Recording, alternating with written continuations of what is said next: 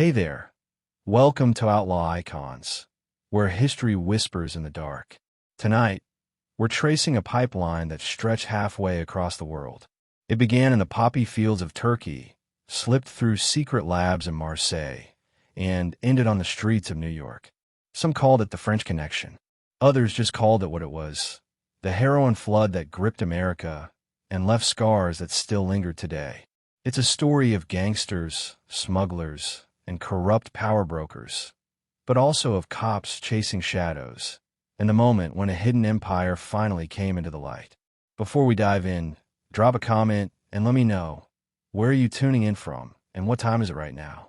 I love seeing our little underworld of night owls stretching across cities and time zones. And hey, if this is your first time here, welcome. Hit that subscribe button, ring the bell too, because trust me, you don't want to miss the stories we got coming next. Now settle in, let the noise of the day fade out, and follow me into the shadows. This is Outlaw Icons, your sleepy dawn. The night was quiet in Marseille, but the silence never lasted long. Down by the docks, ships creaked against the tide, their hulls heavy with goods that were supposed to fuel Europe's recovery. Crates of coffee, barrels of wine, sacks of flour, all the things a city needed to rebuild after the devastation of war. But hidden in those shadows, tucked away where only a trusted few would look, was something else. Something smaller, lighter, but infinitely more powerful. The seeds of a poison that would one day flood an ocean away. To understand how it began, you have to picture Europe at the end of the Second World War. Cities were rubble, people were starving, and governments were fragile. The war hadn't just broken buildings, it had broken order. Men who once fought in resistance groups now carried guns for themselves. Old smuggling networks that once ran food to villages under Nazi watch suddenly found new cargo worth far more than bread. And in the cracks of this chaos, the underworld began to grow. Marseille, France's second city, was more than a port. It was a crossroad. North Africa to the south, Italy to the east, the Atlantic stretching westward toward the Americas. Its docks were crowded, its alleys restless, and in those streets a new power rose. The Corsicans. They were men hardened by history. Corsica had long been poor, isolated, and rebellious. Many had fought in the resistance, striking at German patrols in the mountains, smuggling arms and intelligence for the Allies. When the war ended, these fighters returned to a France in ruins. There was no reward, no welcome. For men who had lived by the gun, the peace offered little more than hunger and humiliation. But Marseille offered opportunity. The Corsicans saw the city as a place where rules could be bent and authority could be bought. They slipped into the power vacuum on the docks, first controlling the unions, then the stevedores, and eventually the shipments themselves. It was a quiet coup, not waged with speeches or elections, but with bribes, fists, and bullets. Soon, no cargo entered or left the port without passing under Corsican eyes. At first, it was simple rackets. Protection money from dock workers, skimming profits from imported goods, smuggling cigarettes or liquor. But the Corsicans were not just thugs, they were organizers. They saw the world for what it was: desperate, hungry, and ready to pay for escape. And they began to look for something bigger. Heroin had been around long before. Derived from morphine, itself from the poppy plant, it had been manufactured legally in the early 20th century, even sold by Bayer as a cough medicine. But by mid-century it was outlawed in most countries, driven underground, chased by authorities. Demand, however, never disappeared. In fact, in America, it was growing. Soldiers returning from the war, jazz musicians in smoky clubs, young men in Harlem alleyways. Heroin had found a foothold. By the late 1940s, it was becoming an epidemic. And epidemics meant profit.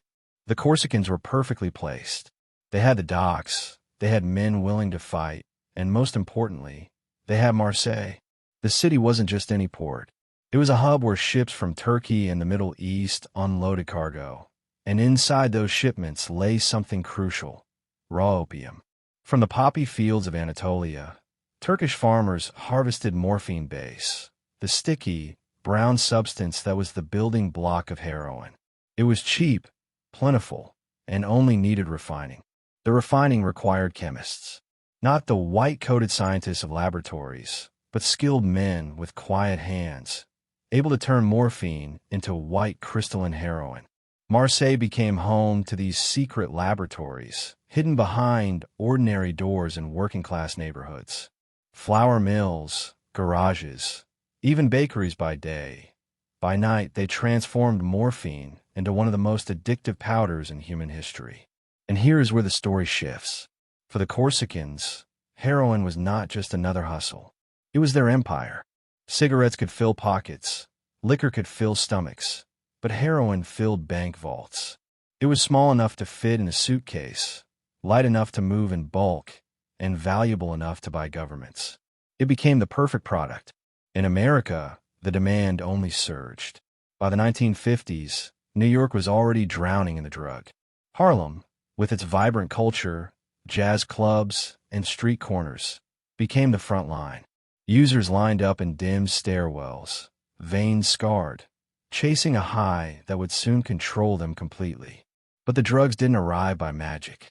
They came by boat, hidden in false panels, sewn into coats, carried by couriers who looked like tourists. And behind it all, at the source, were the Corsican gangs who had mastered the art of turning desperation into dollars. These gangs were not faceless. They had leaders, men like Antoine and Barthélemy Guarini, Corsican brothers who controlled Marseille's underworld with both charisma and brutality.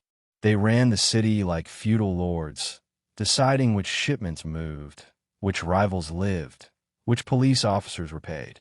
They were men who carried themselves with pride, dressing sharp, walking the boulevards as if they owned them, because in many ways they did. But beneath the charm lay violence. Those who crossed them did not get warnings.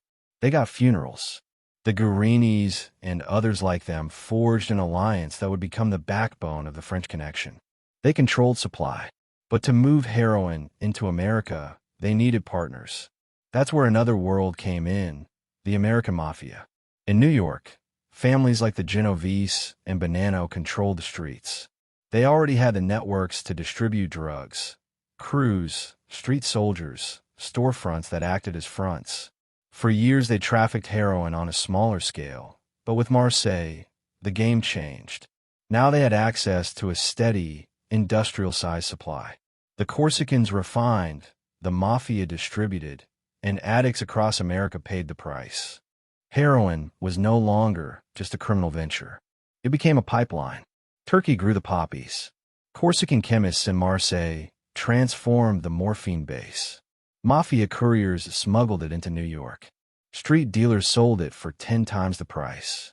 It was a chain with each link depending on the other, each link growing richer as the other grew bolder. For the Corsicans, there was pride in what they built. They told themselves they were businessmen, not criminals, providers of a product people wanted, nothing more.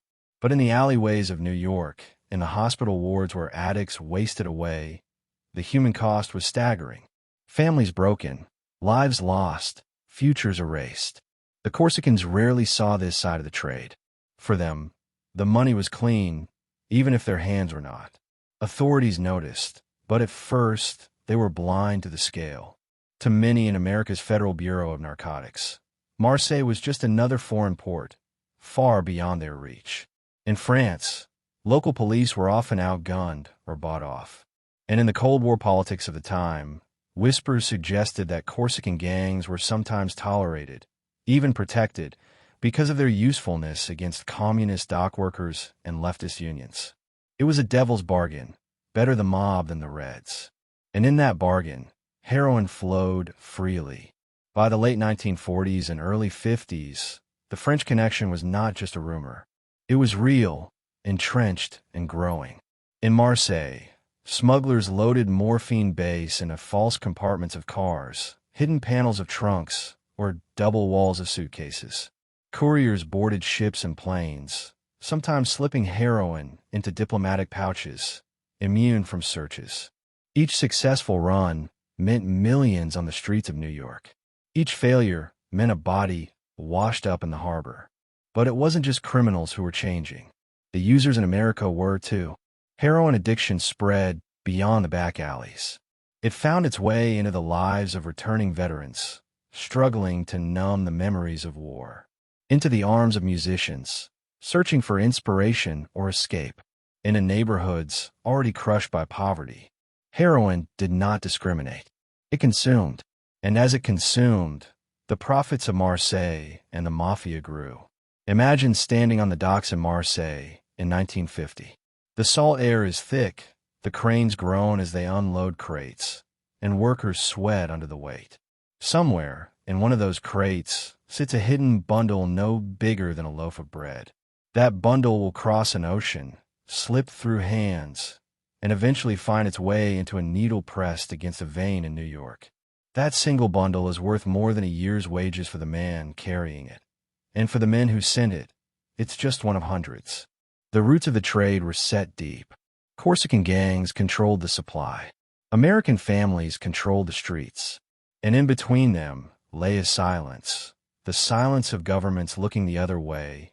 The silence of neighborhoods too scared to speak. The silence of addicts sinking deeper into shadows. But silence never lasts. The French Connection was a machine, and machines draw attention. For every shipment that made it, another was seized. For every courier who slipped through, another was caught. And with each arrest, investigators began to glimpse the shape of something far bigger than anyone had imagined. Still, in these early years, it seemed unstoppable. Marseille thrived. The Guarini brothers walked their city like kings. Couriers smiled on ocean liners, blending in with tourists. Mafia bosses counted their profits in New York apartments. And heroin kept flowing, white powder crossing the Atlantic like an invisible tide. Yet tides always turn. Somewhere, in the shadows of New York, a handful of detectives began to notice patterns. A conversation on a street corner. A courier moving too quickly through customs. A name whispered in a wiretap. Tiny threads that, when pulled, threatened to unravel an empire. But in Marseille, none of that mattered yet. For now, the Corsicans stood tall, their roots buried deep in a city rebuilding from war, their pockets heavy with money, their eyes fixed on the horizon. They had built something powerful, something no one had dared before. And in their minds, it would last forever. What they did not know was that forever was already beginning to crack. The sound of boots on wet cobblestones echoed down Marseille's viewport long after midnight. The city should have been asleep, but this part of town never really slept. In smoky cafes tucked under broken neon lights, men whispered, bargained, and sometimes bled. And at the center of it all, two brothers stood taller than the rest. Their names were already spoken in fear, in admiration, in silence. The Guarinis. They didn't arrive as kings. They built their thrones from scraps, piece by piece, in a city that was already broken from the war. Antoine, the elder, carried himself with calm calculation, a smile that could charm and a stare that could terrify. Barthélemy, called Barthélemy by his own, was the brawler, the muscle, the man whose fists and bullets kept their empire safe. Together they were a balance of brain and brutality, a combination that Marseille could not resist. The docks were their battlefield. For ordinary citizens, the port was survival, a place where fathers and sons hauled crates, where food shipments meant families could eat. For the Guarinis, it was something else. It was a crown jewel. Whoever controlled the docks controlled Marseille's bloodline, because every shipment, legal or not, pulsed through those piers. They saw it clearly. The docks weren't just wood and water. They were veins, carrying lifeblood into the heart of the city. In the years just after the war, dock workers had power. They belonged to unions, some tied to communist groups, and their strikes could shut down commerce overnight. But unions could be bought, bullied, or beaten. The Guarinis didn't hesitate. They bribed leaders, stacked picket lines with their own men, and when persuasion failed, knives did the talking. Slowly, the balance tipped. Union leaders who once shouted slogans began whispering deals in back rooms, sliding envelopes of cash into their coats. And in return, Shipments began to move more smoothly, but only if the Guarinis allowed it. The brothers' rise wasn't just about muscle. They belonged to something larger, older. The Union Corse, the Corsican Syndicate. Unlike the Sicilian Mafia with its rigid codes and rituals, the Corsicans operated with flexibility. They were bound less by ceremony and more by blood, by loyalty, by the shared history of exile and struggle. The Union Corse was not one family, but a network, clans from the mountains of Corsica, transplanted into Marseille streets. Each brought soldiers, smugglers, and a willingness to do whatever it took to survive. Their advantage was trust. In a world where betrayal was currency, the Corsicans trusted one another almost blindly. A handshake between island men was stronger than a signature. This trust allowed them to weave together networks that others could only dream of. Dock bosses, customs officials, even police, all found themselves in the orbit of Corsican influence. If money didn't sway them, fear did. And if fear failed, funerals followed. Antoine understood the art of control. He dressed immaculately, dined in fine restaurants, carried himself as a patron of the city. He made friends in politics, in the police, and high society. He was the public face, the negotiator who could slip into a mayor's office and leave with a promise. Barthélemy was the shadow. He didn't need elegance. He needed only his reputation. When Barthélemy entered a room, voices dropped. Men who had once stood tall seemed to shrink. The brothers complemented each other perfectly, like two halves of a blade. By the early 1950s, the Guarinis had secured more than just control of the docks. They controlled the flow of heroin laboratories hidden in the neighborhoods above the port. They didn't cook the drugs themselves. That was left to chemists who could distill morphine base into fine white powder. But the Guarinis provided protection, distribution, and discipline. No one could set up a lab in Marseille without their blessing, and those who tried soon regretted it. The city's politicians knew what was happening, but Marseille was a fragile place. Communist unions threatened unrest, and in the Cold War climate, the French government feared instability more than it feared the mob. Some whispered that American intelligence even preferred the Corsicans to hold the docks, because their anti-communist stance kept leftist unions weak. If that meant heroin slipped into New York, well, that was someone else's problem. It was a devil's trade-off, better heroin than red flags. This arrangement gave the Guarinis space to grow. Money poured in, and with it came power. Corsican cafes in Marseille became their informal headquarters. Inside, men drank strong coffee, smoked cigarettes, and spoke in low voices about shipments, couriers, and debts. The Guarinis would sit at a corner table, one smiling, one scowling, and everyone knew who decided the fate of the city. But every empire attracts rivals.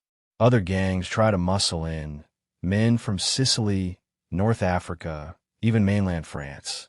Yet time and again, they failed. The Corsicans fought with a ferocity born of exile.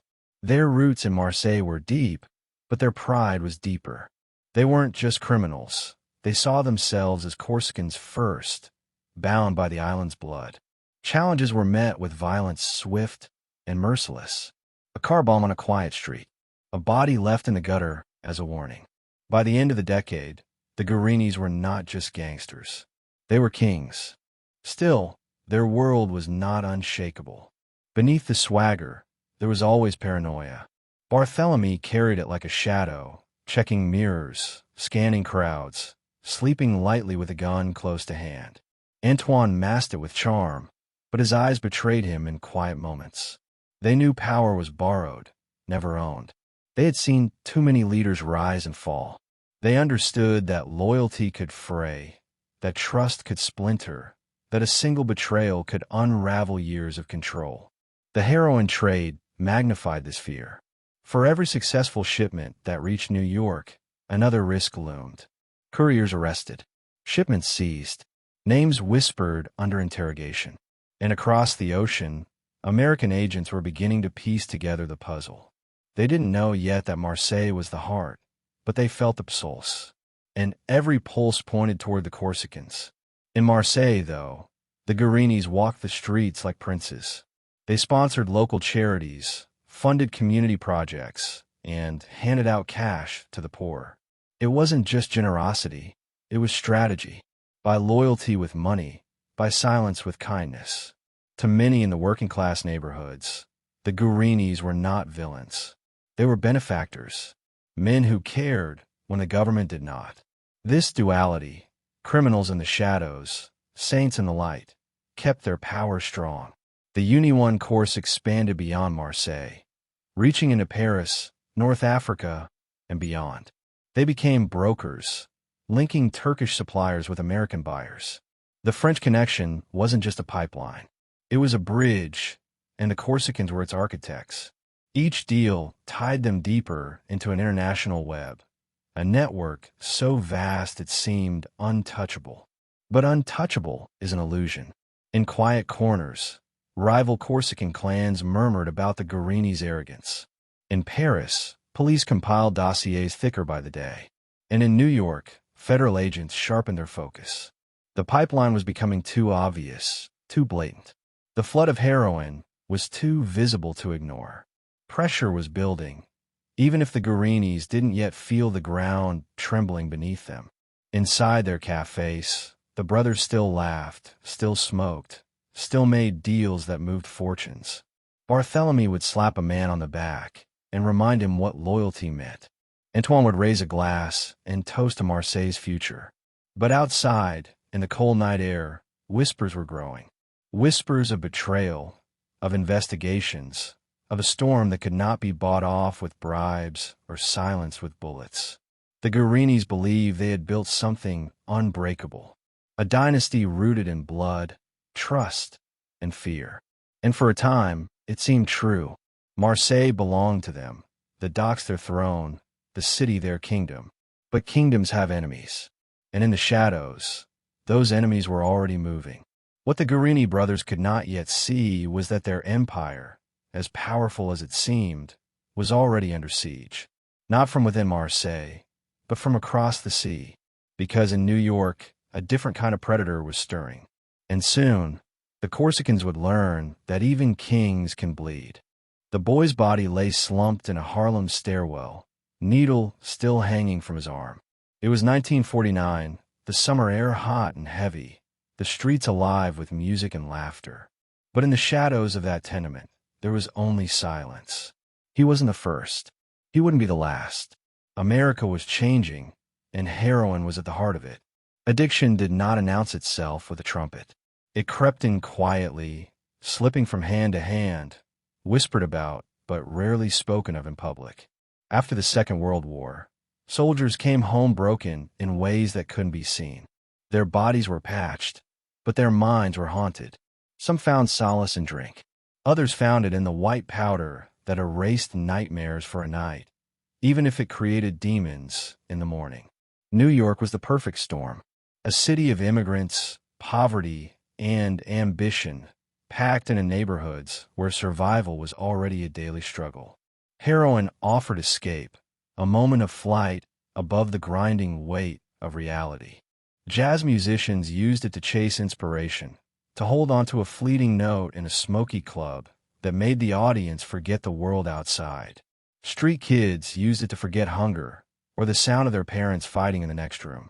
And dealers used it because it sold. It sold better than anything. Heroin was not new to America. It had been here before the war, used in small pockets, controlled in hushed corners. But post-war America was different. The world had shifted. Soldiers returning from Europe and Asia carried stories, scars, and sometimes habits. The drug that had once been confined to back alleys now flowed into neighborhoods, into schools, into prisons. The demand surged, and with demand came opportunity. In Harlem, heroin carved deep scars. The neighborhood had long been a cultural center: music, literature, politics, pride. But heroin did not care about pride. It ate at the edges, took hold of young men with bright futures, and turned them into shadows of themselves. Dealers saw the change, saw the desperation, and exploited it. A small packet sold for the price of a meal. And in that packet lay control. Users would come back again and again, no matter the cost. The Mafia watched carefully. For decades, they had ruled gambling, loan sharking, protection rackets. Drugs were always dangerous territory, not because of the product, but because of the attention they brought. But heroin was too profitable to ignore. A kilo could be bought for a fraction of its worth and sold on the streets for 10 times as much. It was like turning lead into gold, only easier. And the market was hungry. Heroin spread through New York like smoke through an old building, seeping into every crack. Harlem was the front line, but it reached Little Italy, the Bronx, Brooklyn, even uptown Manhattan. Wealthier users hid it better, in private apartments, in hotel rooms. But the addiction was the same. The powder didn't care who you were. It only cared that you came back. The French Connection fed this hunger perfectly. Shipments arriving from Marseille landed in the hands of couriers who slipped them past customs with quiet precision. A false bottom in a suitcase. A hidden compartment in a car door. A crate of wine bottles with one row replaced by sealed packets of powder. Once in New York, the product passed into the hands of mafia families. They didn't sell it themselves. They had soldiers, street dealers, men who would risk the arrests while bosses counted the money. The hierarchy was clean, efficient, brutal. Addiction statistics began to rise. By the early 1950s, estimates suggested tens of thousands of addicts lived in New York alone. But numbers never tell the whole story. Behind every number was a face, a musician who could no longer play, a mother who couldn't feed her children, a soldier who couldn't shake the battlefield. Heroin consumed them quietly, piece by piece, until the city itself began to feel different. Streets felt more dangerous, nights felt heavier, families felt broken. The authorities struggled to keep up. The Federal Bureau of Narcotics had limited manpower, underfunded, and often ignored in the larger storm of the Cold War. Agents raided apartments, seized small stashes, arrested street-level dealers. But cutting off the top was harder. The Mafia insulated themselves, layers of protection, shielding bosses from the dirt on the ground. And across the ocean, the Corsicans were untouchable. Still, the Bureau began to sense something larger. Arrests revealed connections. Dealers whispered about the French stuff, heroin purer than anything seen before. It was stronger, wider, more dangerous. And it was everywhere. The phrase French Connection hadn't yet been coined, but the pattern was taking shape. New York became both a marketplace and a battlefield. Gangs fought over corners, over distribution rights, over loyalty. Violence spilled into the streets. Shootings in bars, bodies in alleys, payback delivered with cold precision. The drug didn't just create addicts. It created power struggles, each more ruthless than the last. For those in the Mafia, heroin was double-edged. The money was undeniable. Millions poured in, fortunes made overnight. But the risks were high. Heroin brought attention, and attention meant federal agents, wiretaps, investigations. Some bosses swore off the trade, fearing it would destroy them.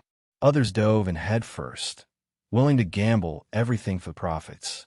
That split would later tear at the fabric of organized crime itself. On the streets, the human cost deepened. Addicts robbed, stole, begged to feed their need. Families watched helplessly as loved ones wasted away. Harlem's jazz clubs, once vibrant with life, became haunted by musicians chasing the dragon, their music slowing, their bodies fading. A generation that should have been building the future was being hollowed out by a powder that arrived in envelopes smaller than a hand. Heroin was not just a drug. It was a currency, a weapon, a disease. And America had no defense against it. The demand was insatiable. For every addict arrested, 10 more emerged. For every dealer jailed, another took his place. The French Connection had found the perfect market, a country unprepared, unprotected, and already craving escape. The Guarinis and their Corsican allies saw only numbers. To them, New York was not a city. It was a vault, and heroin was the key.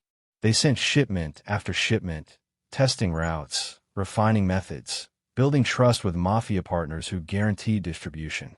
And as long as the money flowed back, the system thrived. But on the ground in New York, the reality was blood and ruin. Detectives patrol neighborhoods where kids barely in their teens shot up in abandoned buildings. Parents buried sons and daughters with whispers, too ashamed to speak aloud what had killed them. The epidemic was no longer invisible. It was on the front page, in the morgues, in the prisons. The Mafia didn't care. As long as the money came, loyalty held. Soldiers moved packets, dealers moved product, addicts moved needles into their veins. The machine kept turning. And with every turn, the Corsicans grew richer, the Mafia grew bolder, and New York sank deeper into the abyss. But machines always attract attention. And slowly, quietly, a handful of men in the bureau began to see the shape of the puzzle.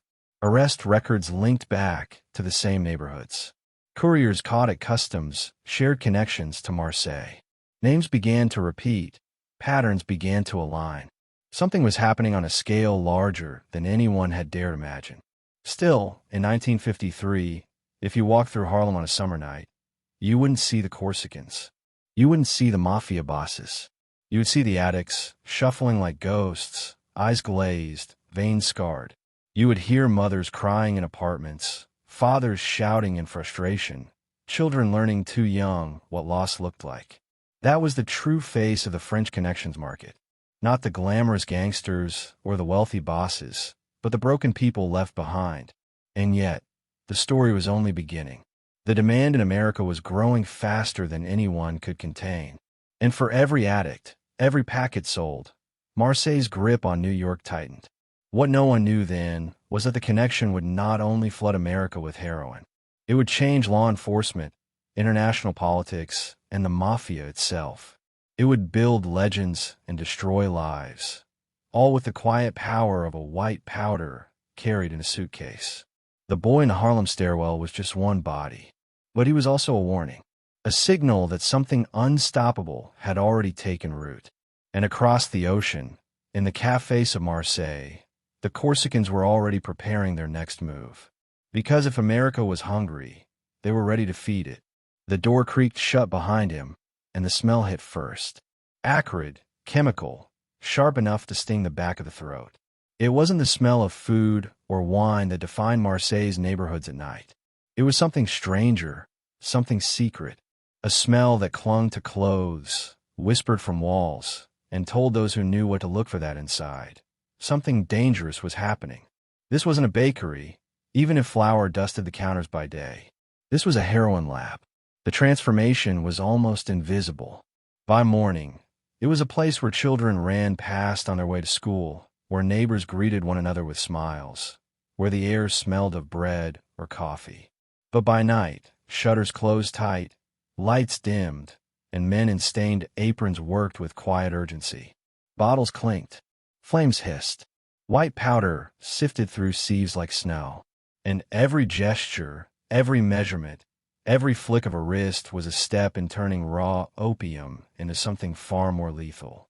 The pipeline that began in Turkey ended here, in rooms no bigger than a living room, tucked behind walls that fooled the untrained eye. Turkish farmers harvested the poppy, scraped its sticky resin, and processed it into morphine base. It was crude, brown, sticky, and useless to a user on its own. But in the hands of Marseille's chemists, it became pure heroin, the kind that addicts in New York whispered about, the kind that sold for fortunes on the street. The chemists weren't ordinary gangsters. They were craftsmen. Some had studied chemistry formally before the war. Others had learned through apprenticeships, passed down methods like recipes. To them, it was less about crime and more about precision. Each batch demanded skill. Heat too high, and the product was ruined. Chemicals measured wrong, and the powder turned weak, unsellable. The men who worked here carried pride in their craft, even if that craft destroyed lives. To them, it was no different from a vintner making fine wine or a baker perfecting bread. Only their customers weren't tasting. They were injecting. Imagine the scene. A man pours morphine base into a vat, adds acetic anhydride, and stirs slowly as fumes rise. Hours pass as the mixture thickens, crystallizes, and cools. Another adds ether, filtering impurities until the substance changes color, turning pale, turning white. By the end, a powder sits in a tray, fine and gleaming under the dim bulb light. This was heroin, refined to 90% purity, far stronger than the street mixtures addicts had known before. For the Corsicans, this purity was everything. It meant their product dominated the market. Dealers in New York whispered about it with awe. Addicts craved it because it hit harder, lasted longer. The French Connection didn't just flood the market. It raised the bar, set a new standard of strength, and hooked a generation with no mercy. But the process wasn't without fear. Chemists knew the risks. Fire hazards were constant. A single spark could set ether fumes ablaze, turning a hidden lab into an inferno. Police raids were possible, though rare. And betrayal was always lurking. A neighbor's suspicion, a courier's loose tongue, a rival's ambition. Any could bring ruin. Yet the work continued, night after night, because the profits outweighed the dangers. In the cafes of Marseille, the Guarinis and their men toasted to their chemists, even if they never named them. They were ghosts hidden behind curtains, known only by a few. The Corsicans protected them fiercely, because without them, the pipeline collapsed. Anyone could smuggle. Anyone could sell. But only a handful could refine morphine into the pure, white heroin that defined the French Connection. And those chemists carried their own mix of pride and fear. Pride, because they knew they were essential, the unseen architects of a global empire. Fear, because they knew they were expendable. If one failed, another would take his place. Loyalty was thin in a world built on profit. Some drank heavily to quiet the nerves. Others isolated themselves completely, living double lives where even their families didn't know the truth. Heroin refinement was chemistry, but it was also alchemy. They took something cheap and transformed it into something worth millions. A kilogram of morphine base bought in Turkey for a few $100s could be sold as heroin in New York for tens of thousands. It was like spinning straw into gold, except the gold poisoned everyone who touched it. The Corsicans ran the labs with military precision. Supplies came in on schedule, couriers delivered finished product on time, and the network stayed silent. To neighbors, nothing looked unusual. A bakery's ovens glowed late. A garage clattered with tools. A warehouse echoed with footsteps. But inside, the real work was hidden in plain sight. Marseille became a city of masks, where every ordinary building might conceal extraordinary secrets.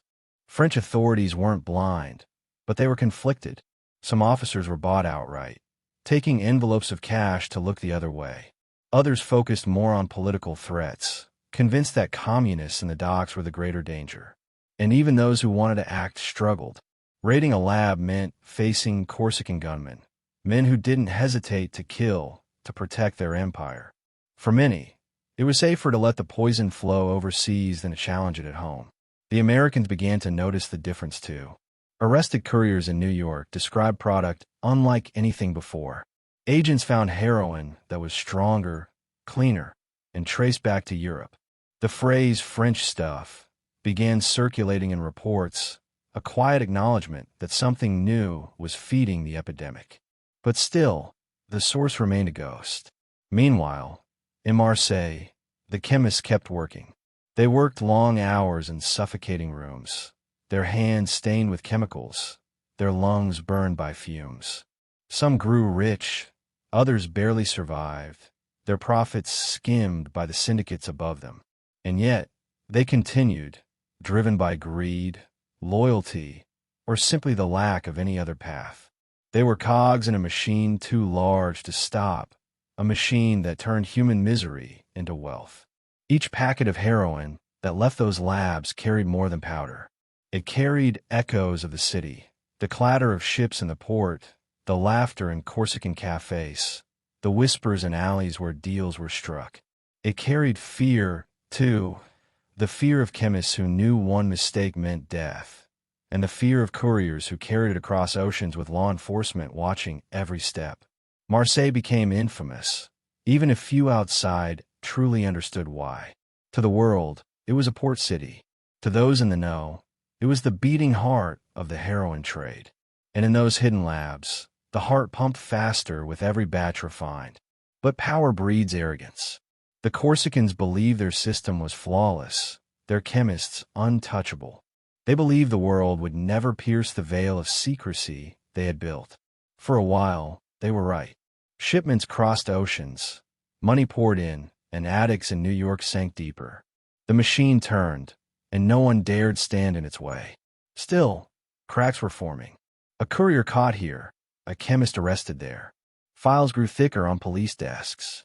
American agents pressed their French counterparts harder, demanding answers, demanding action. The labs were still hidden, but whispers were growing louder.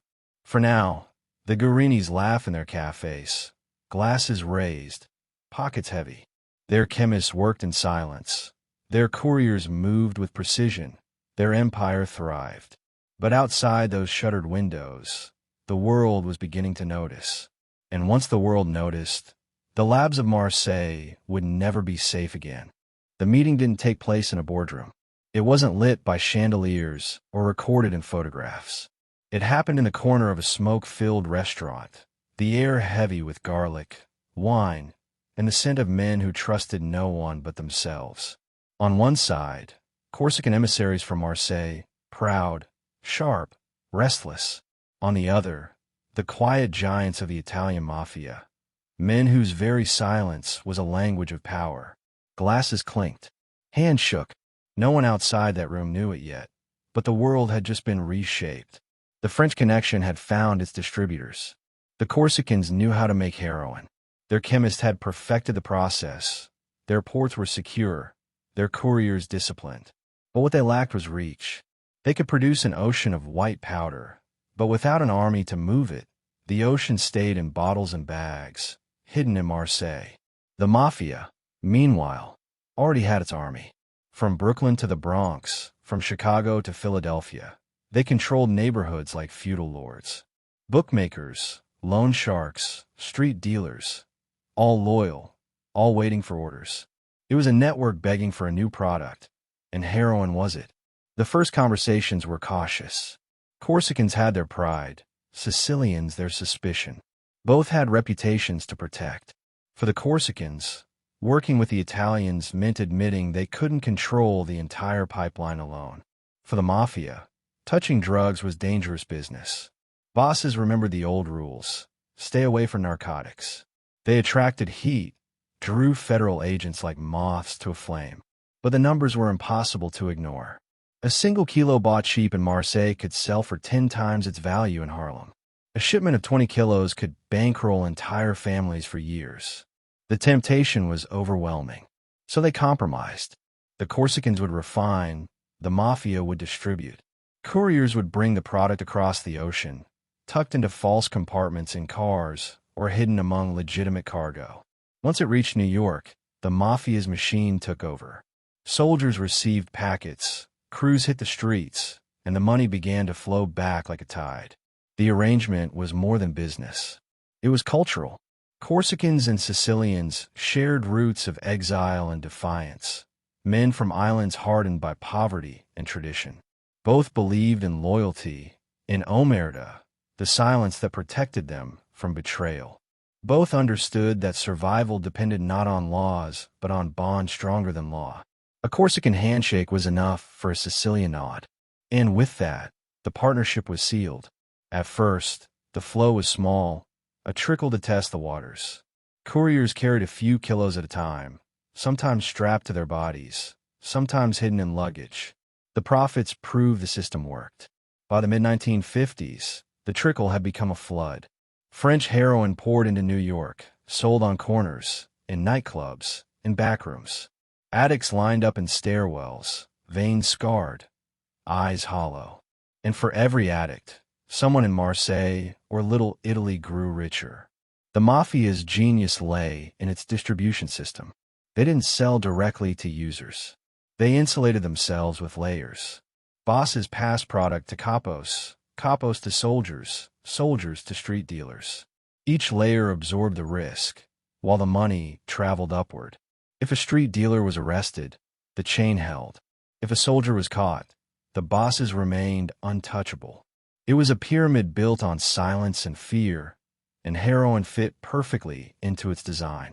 The Bonanno family became especially entwined in the trade. Their ties to Sicily, their control over neighborhoods in Brooklyn, made them natural partners. Couriers from Marseille handed shipments to Bonanno crews, who broke them down into smaller packages for distribution.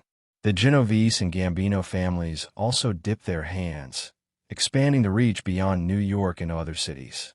Soon, the French connection was not a single line, but a web stretching across America. But every web carries tension. Some mafia bosses resisted, fearing the heat heroin would bring. They argued that gambling and loan sharking were safer, cleaner, less likely to land them in prison for life. Yet greed overpowered caution. Younger, hungrier mobsters saw heroin as their ticket to power. To refuse it meant being left behind.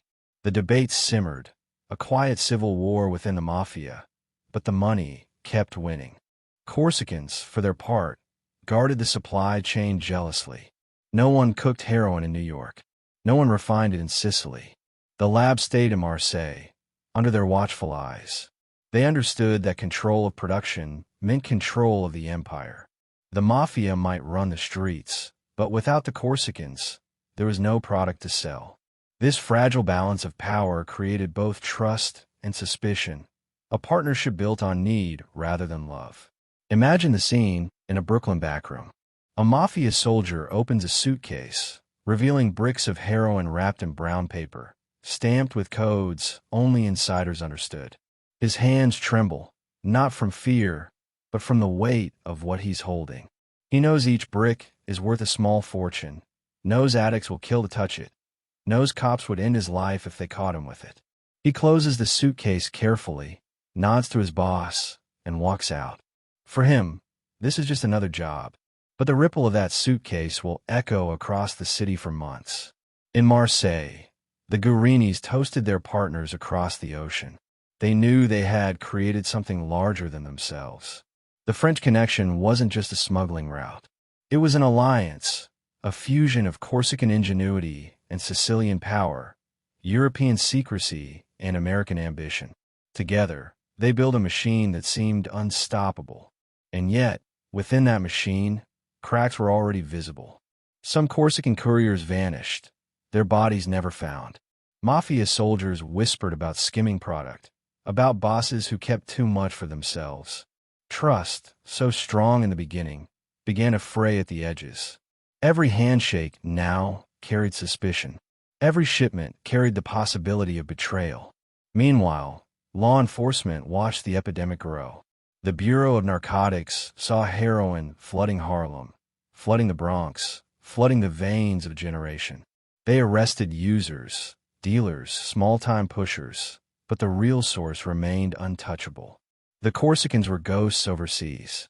The mafia bosses were shadows insulated by silence. All the Bureau could see were the ruins left behind. For addicts, the source didn't matter. They didn't care about Corsica or Sicily or Marseille. They cared about the next fix, the next escape from pain.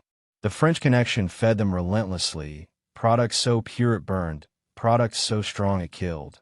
But they came back anyway. The demand was endless. And as long as demand existed, the partnership thrived.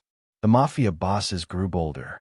They bought new cars, new homes, new businesses. They sent their children to private schools, funded by the misery of addicts they would never meet. Corsican leaders in Marseille did the same, dining in luxury restaurants, walking with pride through neighborhoods that whispered their names with both fear and respect. Each side congratulated itself, convinced they had outsmarted the world. But power has a way of attracting enemies. Rivals within the mafia waited for their chance to strike.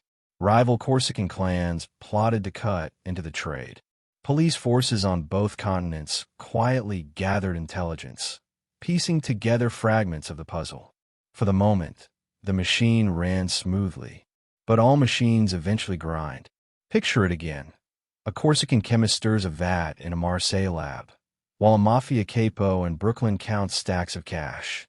Neither knows the other's face. Neither would recognize the other on the street. Yet their lives are bound by a chain of powder and blood, stretching across the Atlantic. It is a partnership forged in secrecy, sustained by greed, and destined to collapse under its own weight. For now, though, the French connection stood strong. The Corsicans controlled supply, the Mafia controlled distribution, and America paid the price in alleys, in prisons, in morgues. What neither side realized was that law enforcement, slow as it seemed, was beginning to close in. Patterns were emerging, names reappearing, couriers talking under pressure. The pipeline that seemed invisible was slowly, painfully, becoming visible. And when visibility came, no alliance, no matter how strong, could survive. The field was quiet, except for the sound of blades slicing through green stalks. In the soft light of dawn, a Turkish farmer bent low, his hands steady, his eyes tired. The air smelled of earth, of sap, of something bittersweet. With each cut, a milky resin oozed from the pods of the poppy plants, thick and sticky, glistening in the sun. He knew exactly what it was. He knew what it would become. And yet he worked because this was his living. For generations, families like his had survived on these fields. But these poppies carried more than tradition. They carried a destiny that stretched far beyond Anatolia. Turkey had grown opium for centuries. In villages scattered across the countryside, farmers tended the plants the way others tended wheat or olives. It was legal, regulated, overseen by government inspectors who tracked how much opium could be grown and sold for medical purposes. Morphine, codeine, legitimate medicines, all derived from the poppy. To the farmers, it was just another crop, another season's work. But the line between legal and illegal was thin, almost invisible. And in those blurred spaces, a black market flourished. Imagine the life of a farmer in the 1940s.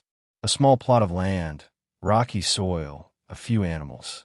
The war had drained the country, leaving families desperate, clinging to whatever means they had. Wheat prices fell, tobacco wasn't enough, and poppies were reliable. The government bought what it needed, but buyers from the shadows always paid more. When a man has to choose between feeding his children or obeying the law, the choice becomes less about morality and more about survival. By the time inspectors arrived to weigh the harvest, much of the crop had already slipped away. Barrels of resin diverted quietly, carried off by smugglers who moved through villages like ghosts. They weren't strangers. They were cousins, neighbors, men who had lived in the region for years. Everyone knew who they were, and everyone knew not to ask too many questions. Money passed hands, eyes turned away, and the resin made its way into a parallel economy that existed just beneath the surface of daily life. The black market morphine base was crude, sticky, dark. Farmers and middlemen boiled the resin down, condensed it, and packed it into bricks. It wasn't yet heroin, not yet the white powder that would devastate American cities. But it was the key ingredient, the raw fuel that Marseille's chemists needed. Without Turkey's fields, there was no French connection. The Turkish government tried to control it. Inspectors patrolled fields, counted pods, demanded receipts. But corruption ran deep. A bribe here, a threat there, and records were falsified. Entire shipments vanished on paper, while in reality, they traveled west. Officials in Ankara debated policy, but the countryside was far away, and farmers desperate enough to risk everything. The system cracked easily, and once cracked, it cannot be repaired. For the farmers, it was a dangerous bargain. On one hand, the black market offered cash that could double or triple their income. On the other, discovery meant prison, sometimes even death at the hands of rival smugglers. Some worked with pride, seeing themselves as part of something larger, a trade that stretched beyond their borders. Others worked with fear, praying they wouldn't be caught, or worse, betrayed. But in villages where poverty was constant, temptation always won. Smugglers became legends in these hills. They moved resin across borders on donkey trails, slipped past guards under cover of night, bribed officials with envelopes of cash.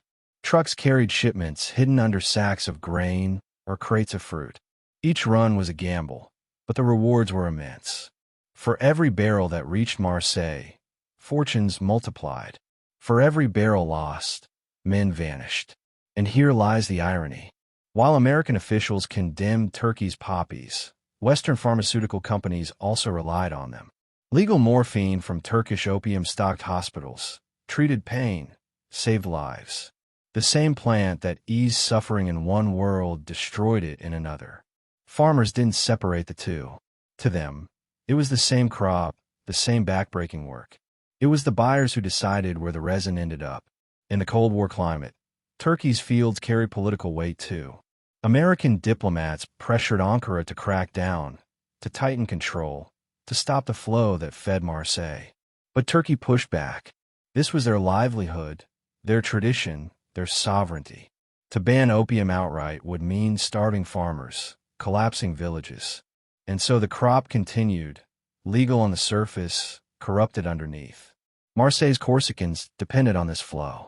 They sent agents to secure contacts, paid middlemen to guarantee deliveries, sometimes even sent money directly to farmers in exchange for loyalty. The chain was fragile, but it held. For the Corsicans, Turkey was the wellspring, the place where their empire began.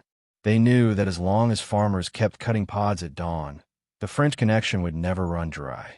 But nothing about this trade was stable. Farmers were caught between law and crime, governments between sovereignty and pressure, smugglers between fortune and death. Every season carried uncertainty. Would the inspectors look the other way? Would the bribes hold? Would rival gangs attack? It was a constant tension, a life lived on the edge of fear. Picture a farmer sitting by the fire at night, his children asleep, his hands stained with sap. He wonders if the extra barrel he sold off will come back to haunt him. He wonders if the smuggler who promised him payment will return or leave him exposed. He wonders if the government will crack down harder, leaving him with nothing. But in the morning, he will rise, cut the pods, and scrape the resin again. Because the poppies bloom, and to ignore them is to starve. The morphine base made its way west in silence. Caravans moved across borders, bribes smoothed the way at checkpoints, and shipments reached Marseille's docks. There, chemists turned crude resin into crystalline heroin, and the cycle began again. From a poor man's field in Anatolia to a needle in Harlem, the journey was long but relentless.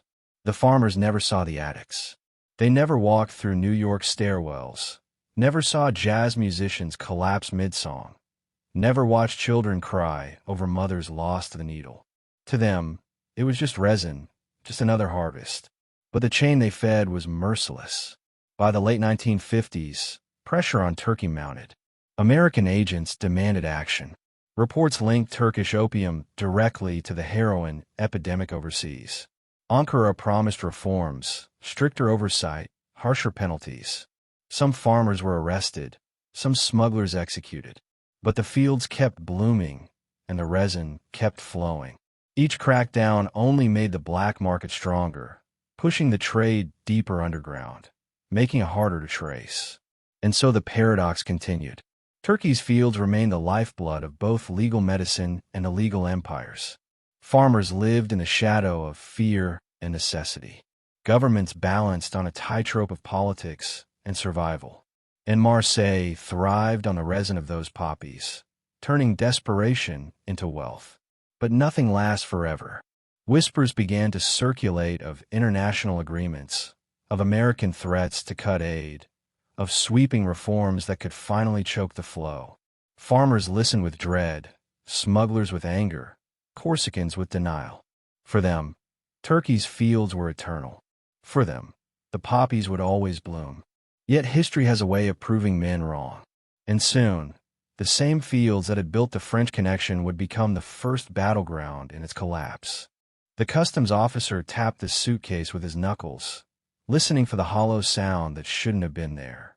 The passenger waiting in line smiled nervously, sweat beading at his temple. To anyone else, he looked like just another tourist returning home.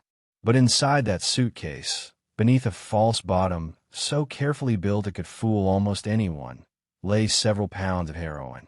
One wrong knock, one suspicious glance, and his life would be over. This was the world of the smugglers.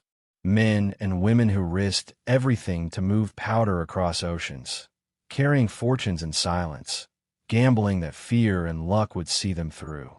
Without them, the French connection could not exist. The Corsicans had the supply, the Mafia had the distribution.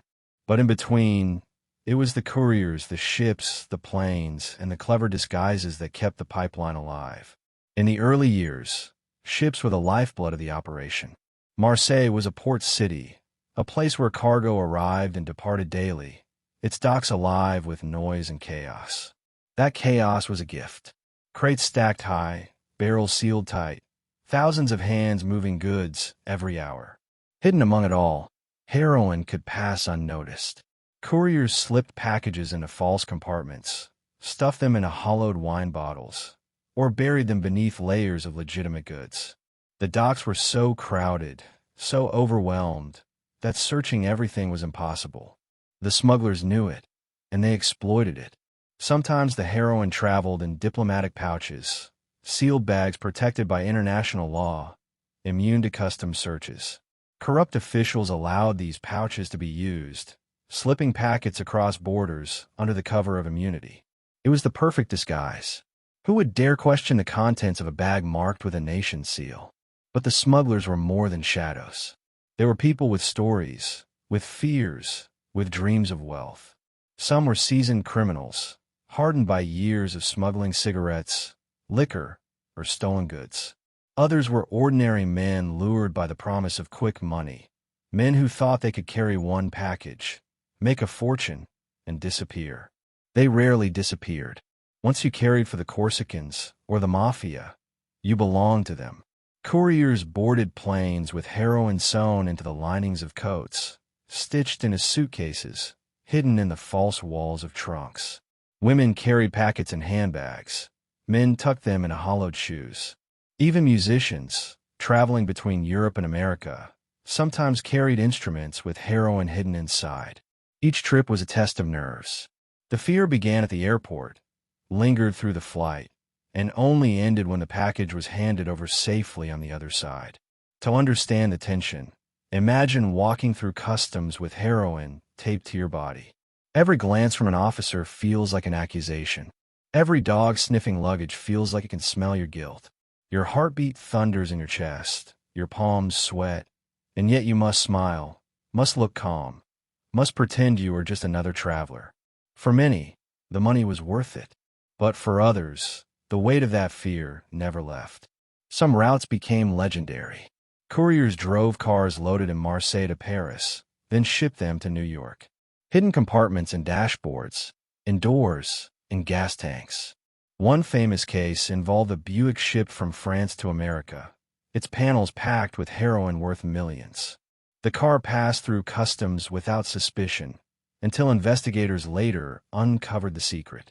It was a reminder that ingenuity was always at play, that smugglers stayed one step ahead of the authorities. The smugglers didn't just rely on hiding places. They relied on psychology. A middle-aged woman with a kind smile raised fewer suspicions than a young man traveling alone. A businessman in a tailored suit blended in better than a nervous tourist. The syndicates chose couriers carefully, matching the person to the cover story, rehearsing their lines, making sure every detail fit. Smuggling was theater, and the stakes were life or death. Ships, planes, trains, all became arteries of the French connection. Smugglers even used fishing boats, slipping across the Mediterranean under the guise of ordinary trade. Once in Europe, heroin flowed to ports in New York, Montreal, and beyond. From there, Mafia networks distributed it across the country. The chain was seamless, efficient, and terrifying in its scale. But for every successful run, there was failure. Couriers caught at airports, sweating under questioning until their stories collapsed. Customs agents discovering hidden panels in cars, ripping apart luggage to find the powder inside. Some smugglers went to prison. Others simply vanished, silenced by the very men who had employed them. Betrayal was not tolerated. If you failed, you paid with your life. And yet, more couriers always stepped forward. Poverty drove them. Greed tempted them. Desperation trapped them. For a man with no prospects, a single trip across the Atlantic carrying heroin could mean more money than he would see in years. The risk seemed worth it, until it wasn't. Until the knock on the suitcase sounded hollow. Until the customs officer's eyes lingered a moment too long. Until the handcuffs snapped shut. The Corsicans treated their couriers as expendable. To them, they were pawns in a larger game, replaceable pieces in a puzzle that stretched across continents. If one was lost, another was waiting. The Mafia felt the same. The bosses rarely knew the couriers' names, only that the packages arrived or they didn't. And in a world built on silence, couriers who talked rarely lived long enough to say much. Still, some of these smugglers became legends in their own right. Men who could slip through customs a dozen times without suspicion, women who charmed officers into waving them through, drivers who could carry entire shipments in cars that seemed ordinary until dismantled. Their skill was celebrated quietly, their names whispered in back rooms. They were the veins of the French connection, unseen but essential. For law enforcement, the challenge was monumental. Customs could only search so much, investigate so far. The sheer volume of cargo made thorough checks impossible. And the smugglers were clever, always adapting, always finding new ways to hide their product. It was like chasing smoke. The harder you grasped, the more it slipped through your fingers. Each seizure told investigators the same thing. The French connection was vast, organized, and relentless. But every arrest also revealed new methods, new routes, new disguises. It was a war of ingenuity, a constant game of cat and mouse across oceans. And for a long time, the smugglers were winning. Picture again that customs officer tapping a suitcase. The passenger forces a smile, heart pounding. The officer shrugs, waves him through. Relief floods the courier's veins, as powerful as the heroin he carries. He boards a taxi, hands shaking, knowing he has just survived another run. For him, it is victory. For the French connection, it is another success in an endless chain. But victories never last forever. Each successful run emboldened the smugglers, made them careless, arrogant. Each seizure taught investigators more about the network, about the routes, about the people who carried the poison. The walls were closing in, even if the couriers didn't yet feel it. For now, though, the system held. Ships left Marseille, loaded with secrets. Planes touched down in New York, carrying fortunes sewn into linings. Cars rolled off docks with heroin hidden in their bones. And the couriers, nervous, bold, desperate, played their parts in silence. They believed the system would never fail them. They believed the disguises would always hold, the customs officers always distracted, the bribes always enough. But belief is fragile. And soon, the smugglers would learn that even the most creative concealments cannot stay hidden forever. The map was simple on paper. A red line stretching from Turkey's interior fields, bending west to Marseille's docks, and then shooting straight across the Atlantic to New York. 3 points, one pipeline.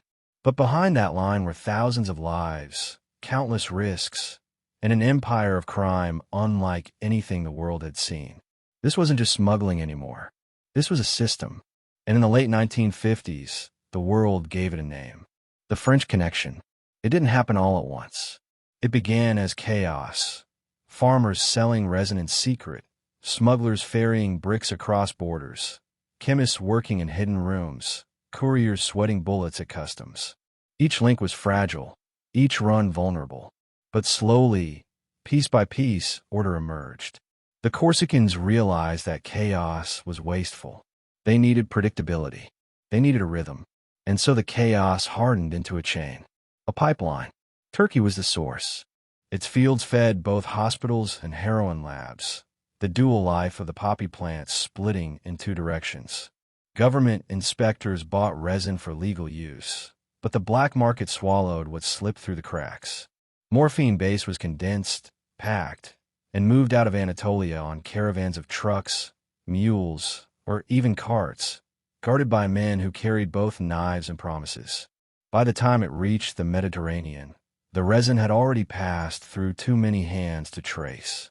Marseille was the heart. Here, morphine base was refined into heroin by chemists whose names rarely appeared in police files, but whose work was whispered with awe in underworld circles. The Corsicans controlled the labs with an iron fist. They supplied the chemicals, guarded the locations, and paid the workers just enough to keep them loyal. Once processed, the heroin moved through the docks, hidden in crates, barrels, cars. Each package was stamped with a purity that made it more valuable than anything else on the streets of New York. New York was the market. The Mafia turned powder into profit, their networks absorbing shipments like veins absorbing blood. Street dealers cut it, packaged it, sold it to addicts waiting in alleys. Money flowed upward, from users to dealers, from dealers to soldiers, from soldiers to bosses, until it reached back across the ocean, feeding the Corsican syndicates that had started it all. It was a perfect circle, money and powder moving endlessly across the Atlantic. To understand how efficient it became, think of it like an assembly line. Each man had his role. Farmers scraped pots. Middlemen condensed resin. Smugglers carried it west. Chemists refined it.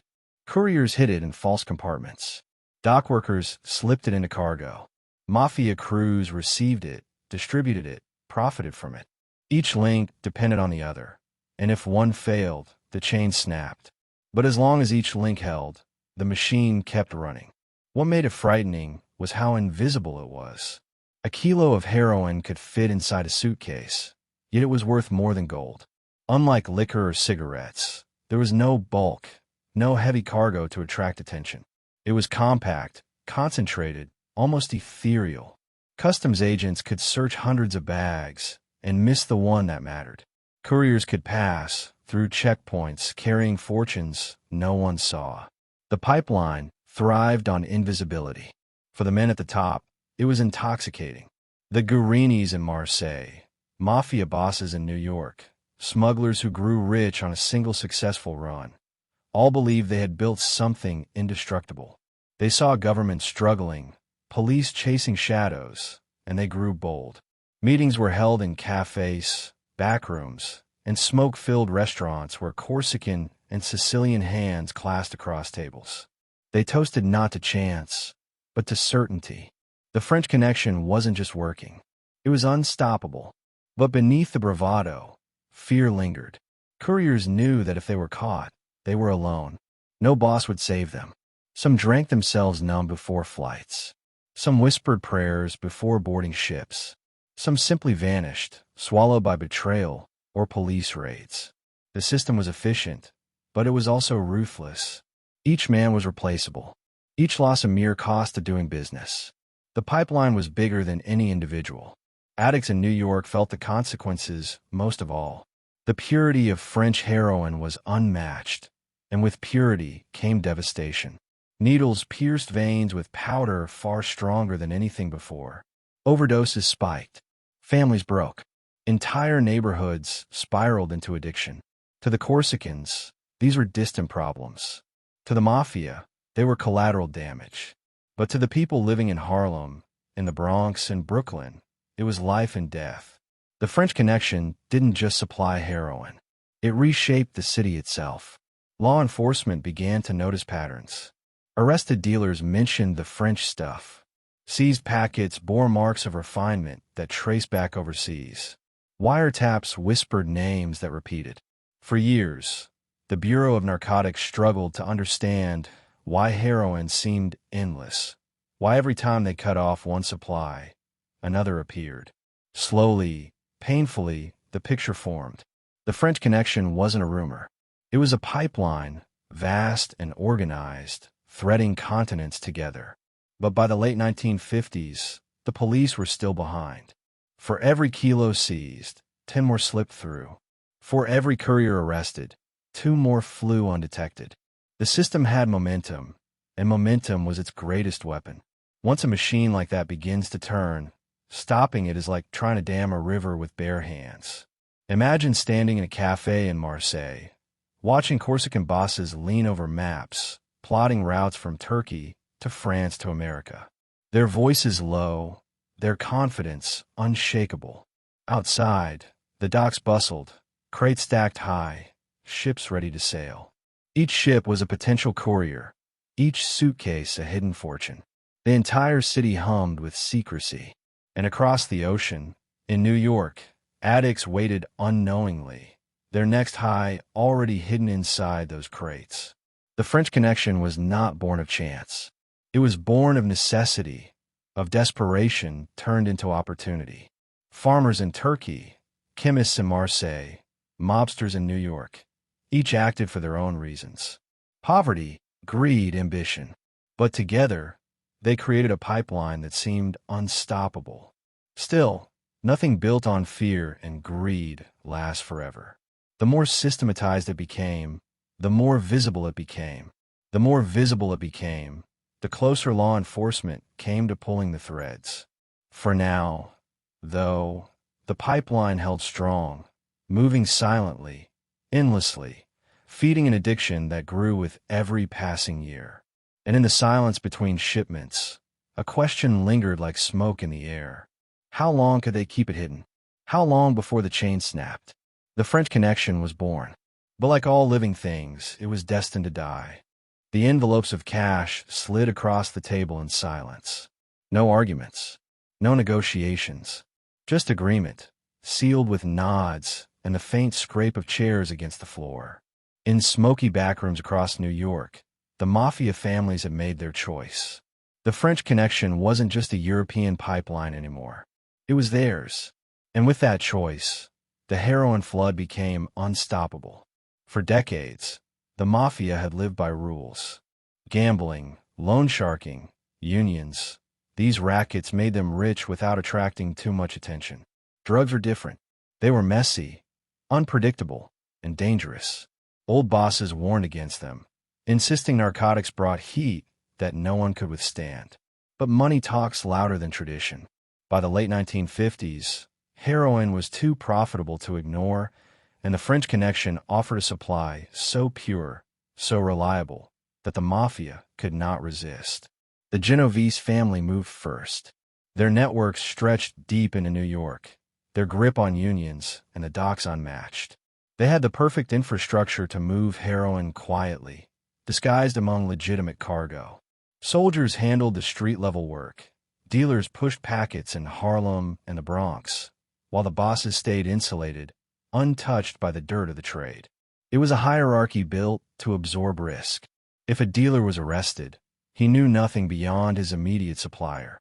The higher ranks remained shadows, invisible to law enforcement. The Bananos followed close behind. Their ties to Sicily gave them a natural bridge between Europe and America. Couriers arriving from Marseille slipped directly into Banano-controlled neighborhoods in Brooklyn. There, shipments were divided, cut, and passed down the chain. The family prided itself on loyalty, and heroin became their crown jewel. The profits elevated them, gave them leverage in disputes with other families, made them indispensable in the underworld economy. The Gambinos, too, saw opportunity. With their power growing under ambitious leadership, heroin offered a way to expand quickly, to feed soldiers hungry for wealth and influence. They didn't just control distribution.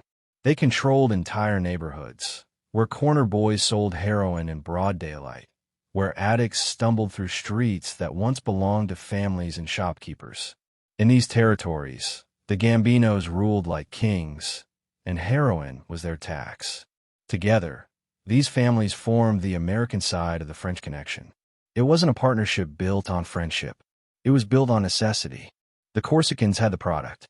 The Mafia had the streets. The arrangement worked because each side needed the other, and both sides trusted only in money. Shipments crossed the Atlantic, couriers handed over packages, and Mafia networks did the rest. The profits were staggering. A kilo purchased in Marseille for a few $1,000s could be sold in New York for 10 times as much. Multiply that by shipments of 20, 30, even 40 kilos, and the numbers became unimaginable. Fortunes were made overnight. Fortunes large enough to buy silence, to buy loyalty, to buy entire neighborhoods. But with fortune came risk. The Mafia knew heroin was a double-edged sword. Addicts were unreliable customers, desperate and unpredictable. Street-level violence increased as gangs fought over corners, as debts piled up, as overdoses drew attention. Detectives noticed patterns. The Bureau of Narcotics began to connect dots. And still, the families pressed on. Greed outweighed caution. Every packet sold meant another stack of cash, another soldier loyal, another boss untouchable. The organization was meticulous. Soldiers were instructed never to mention heroin directly, using coded language instead. Meetings were short, conversations vague, orders passed down like whispers through a maze. At the top, bosses denied everything, insisting they followed the old rules, that drugs were beneath them. But the money told another story. Mansions purchased, businesses opened, political influence secured. The heroin trade was their shadow empire, the one they pretended not to own. Not every boss agreed. Some clung to the old code, warning that heroin would be their downfall. They were not wrong. The profits might have been immense, but the consequences were already brewing. The more heroin flooded the streets, the more pressure law enforcement faced to act. Politicians demanded crackdowns. Newspapers ran headlines about the epidemic, and agents began digging deeper than ever before. The very thing that made the French Connection powerful, its scale, was also what made it impossible to hide forever. But in the 1950s and 60s, the Mafia still believed they were untouchable. Their soldiers filled Harlem with heroin. Their couriers moved shipments with ease. Their bosses dined in restaurants while addicts collapsed in stairwells. The duality was staggering. At one table, men toasted glasses of wine over steaks.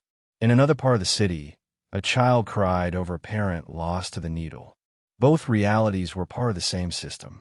To the Mafia, heroin was just business. To addicts, it was life and death. To police, it was an enigma, a phantom supply line they could sense but not see. Each side lived in its own world, blind or indifferent to the others. And in the middle stood the French Connection, tying them all together. Imagine walking through Little Italy on a summer evening. Families on stoops, laughter in the air, children chasing each other down the block. Beneath the surface, soldiers collect envelopes, dealers count profits, couriers slip packages into apartments. It looks like any other neighborhood, but inside those walls, heroin changes hands, silently fueling an empire. The Mafia had mastered the art of invisibility. They made crime look ordinary, blending it so deeply into daily life that outsiders barely noticed. The families didn't just distribute heroin. They controlled who could sell it, who could profit, who could live. Independent dealers were squeezed out or eliminated. Corners were mapped, territories assigned, every packet accounted for. To cross the Mafia in the heroin trade was to sign your death warrant. Violence was swift, merciless, and final. The streets ran on fear as much as on powder. For the bosses, it was a game of balance. Too much greed, and the network collapsed under pressure. Too much caution, and rivals grew stronger. They walked a tightrope, balancing power and paranoia, ambition and survival. Some succeeded, building legacies that lasted decades. Others fell, consumed by betrayal, prison, or death. But the French Connection endured because the system was bigger than any one man. By the early 1960s, heroin distribution in New York was firmly under Mafia control. The Genovese, Bonanno, and Gambino families had transformed the French Connection from a loose smuggling network into a structured empire. Each family played its part, each profited, each believed they were untouchable. And for a time, they were. But shadows lengthened with every success. Federal agents were beginning to focus not just on street dealers, but on the families themselves. Wiretaps captured whispers. Informants broke omerta. Names reappeared in files, shipments traced back to Marseille, couriers linked to Mafia soldiers. The noose was tightening, even if the bosses didn't yet feel it. Still, in the dim glow of backroom meetings, the Mafia toasted to their success. The French Connection had given them power beyond imagination. Their soldiers were rich, their neighborhoods controlled, their enemies silenced. They believed the system would last forever, that no one could break the chain they had built. But forever is a dangerous word. And soon, the very empire that made them untouchable would become the reason they fell.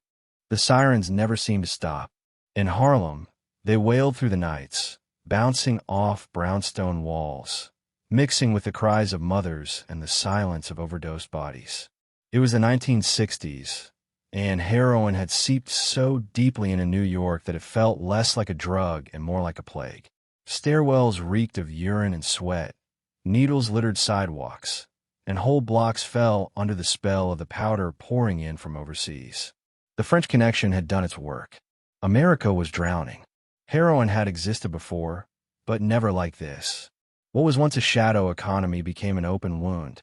The supply lines from Marseille were steady, the Mafia's distribution flawless, the demand insatiable. Street dealers didn't struggle to find customers. The customers came to them, desperate, hollow-eyed, trading their last dollars or their stolen watches for another packet. Every day, more packets arrived. Every day, more veins were pierced. The epidemic grew, spreading beyond Harlem into Brooklyn, the Bronx, Queens, and eventually far beyond New York itself. The numbers told part of the story. By the mid-60s, New York City alone had tens of thousands of registered addicts, with countless more hidden in shadows. But numbers could never capture the despair. Picture a jazz musician in a smoky club, his fingers once nimble, now trembling as he fumbles through a song, veins scarred beneath his sleeves. Picture a teenager in the Bronx, skipping school to find his dealer, his eyes dulled by a drug that stole both childhood and future. Picture a mother in Harlem, clutching a framed photograph of a son lost to an overdose.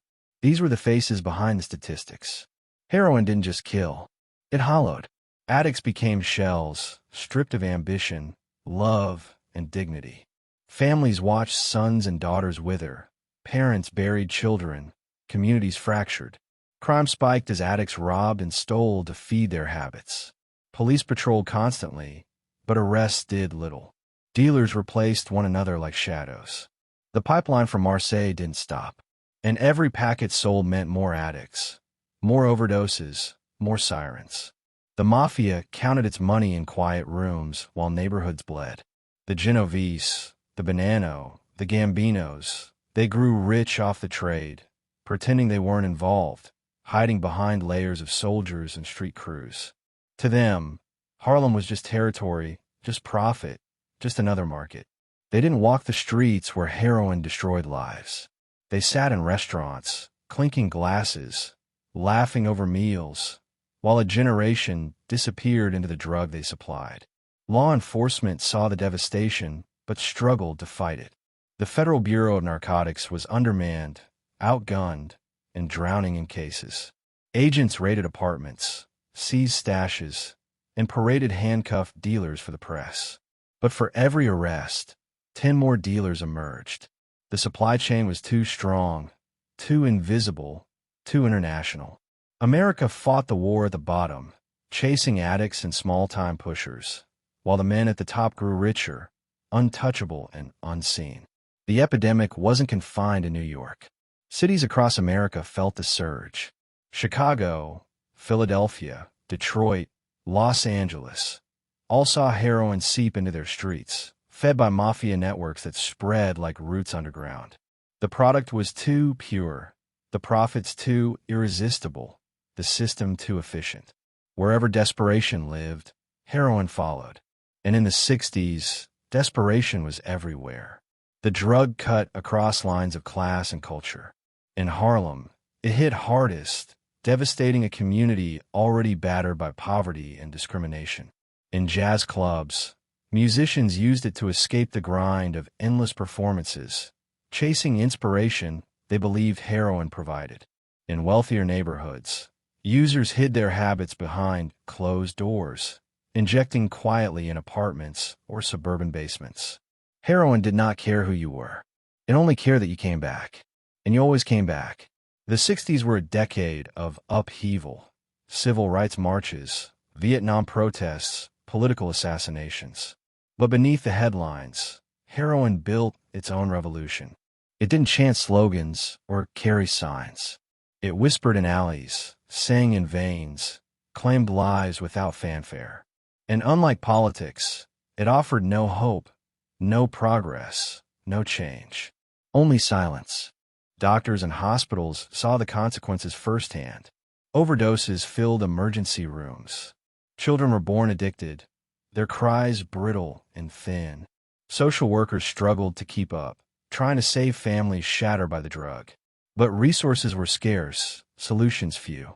The epidemic outpaced everything. By the late 60s, heroin addiction wasn't just a crisis. It was a culture, a way of life, or rather, a way of death. The French Connection fueled it all. Every packet on a Harlem corner could be traced back, through layers of Mafia soldiers, through shipments hidden in cars and suitcases, back to Marseille's labs, back to Turkey's fields. It was an unbroken line, a machine so vast it seemed impossible to stop. Addicts in New York were tied invisibly to farmers in Anatolia, chemists in Marseille, and bosses in Little Italy. Their lives destroyed by people they would never see. Law enforcement began to notice the pattern more clearly. Seized heroin was tested, its purity unmatched. Agents traced routes, followed couriers, gathered intelligence. They began to whisper about something bigger than scattered dealers, something organized, international, industrial.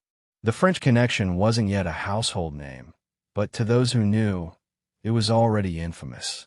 And still, the drugs flowed. In Harlem, addicts lined up for dealers like customers at a grocery store. In the Bronx, kids barely into their teens experimented, some never making it to adulthood. In Brooklyn, soldiers counted money while addicts overdosed in hallways. New York was drowning, and the 60s became the decade where the flood could no longer be ignored. Imagine walking through a Harlem block in 1967. Music drifts from an open window, children play on the street, and just a few doors down, a man slumps against a wall, needle hanging from his arm. No one is surprised. No one even looks twice. Heroin has become part of the scenery, as common as graffiti on brick walls. It is the background of daily life, a constant reminder that escape has a price, and that price is death. The Mafia still pretended drugs were beneath them. In meetings, bosses denied involvement, insisting they stuck to gambling, unions, and loans. But the truth was undeniable. Heroin profits funded their empires, bought their influence, secured their power. The hypocrisy was as thick as the smoke in their backrooms. They knew heroin would destroy communities. They just didn't care. For addicts, the 60s were a decade of despair. For the Mafia, they were a decade of prosperity. For law enforcement, they were a decade of frustration. And for the French Connection, they were the peak. The pipeline ran smoothly, the profits flowed endlessly, and the devastation seemed unstoppable. But the 60s didn't end in silence. They ended in suspicion. Detectives began connecting dots, federal agents piecing together cases, journalists writing stories that hinted at something bigger. The French Connection wasn't invisible anymore. It was a shadow, slowly coming into focus. The addicts on Harlem's corners didn't know it. The Mafia bosses in Little Italy didn't fear it. The Corsicans in Marseille didn't believe it. But the 60s had set the stage. The heroin flood was too big, too visible, too devastating to remain hidden forever. And as the 70s approached, the first cracks in the pipeline began to appear. The French Connection was still alive, still powerful, still drowning America in heroin. But in the silence between sirens, a question grew louder. Who would break the chain first? The police, the governments, or the syndicates themselves? The file sat on the desk, thick with arrest reports, mugshots, and typed notes. Addicts caught in Harlem stairwells, couriers nabbed at customs, small-time dealers taken in with trembling hands. To most, it looked like routine police work. But to the men of the Federal Bureau of Narcotics, it was a puzzle, and they knew the pieces didn't fit. Something bigger was moving just beyond their reach. Something international. Something powerful. The French Connection was already at work, though the name hadn't yet been spoken. The Bureau of Narcotics was small, almost laughably so, for the war was expected to fight.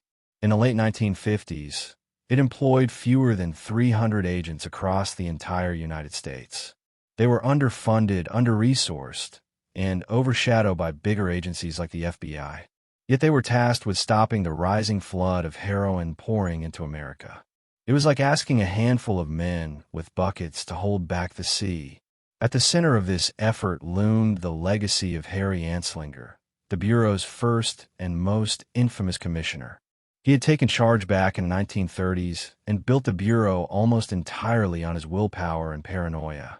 Anslinger had waged his earliest battles against marijuana, painting it as a corrupting force that would rot the minds of America's youth. His crusade had shaped public perception for decades, but by the 60s, heroin had eclipsed everything. The epidemic was too visible, too destructive, too deadly to ignore. Anslinger's rhetoric had been loud, but rhetoric alone couldn't stop needles sliding into veins. Anslinger believed in simple solutions. He wanted harsh penalties, long prison terms, relentless enforcement. To him, addicts weren't victims, they were criminals.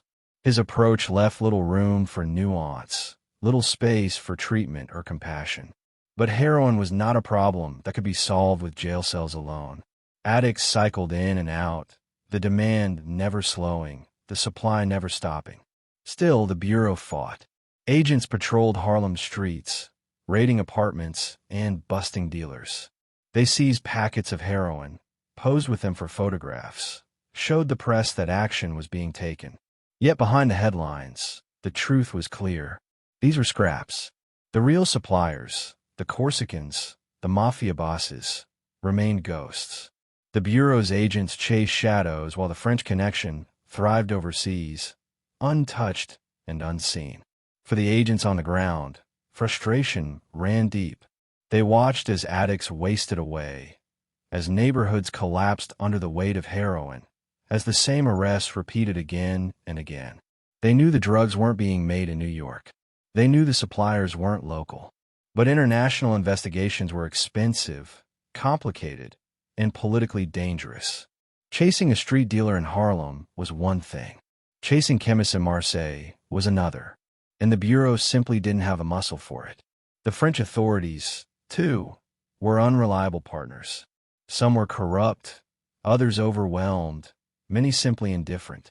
Marseille's Corsican gangs had ties to political power, and their anti-communist stance made them useful in the Cold War era.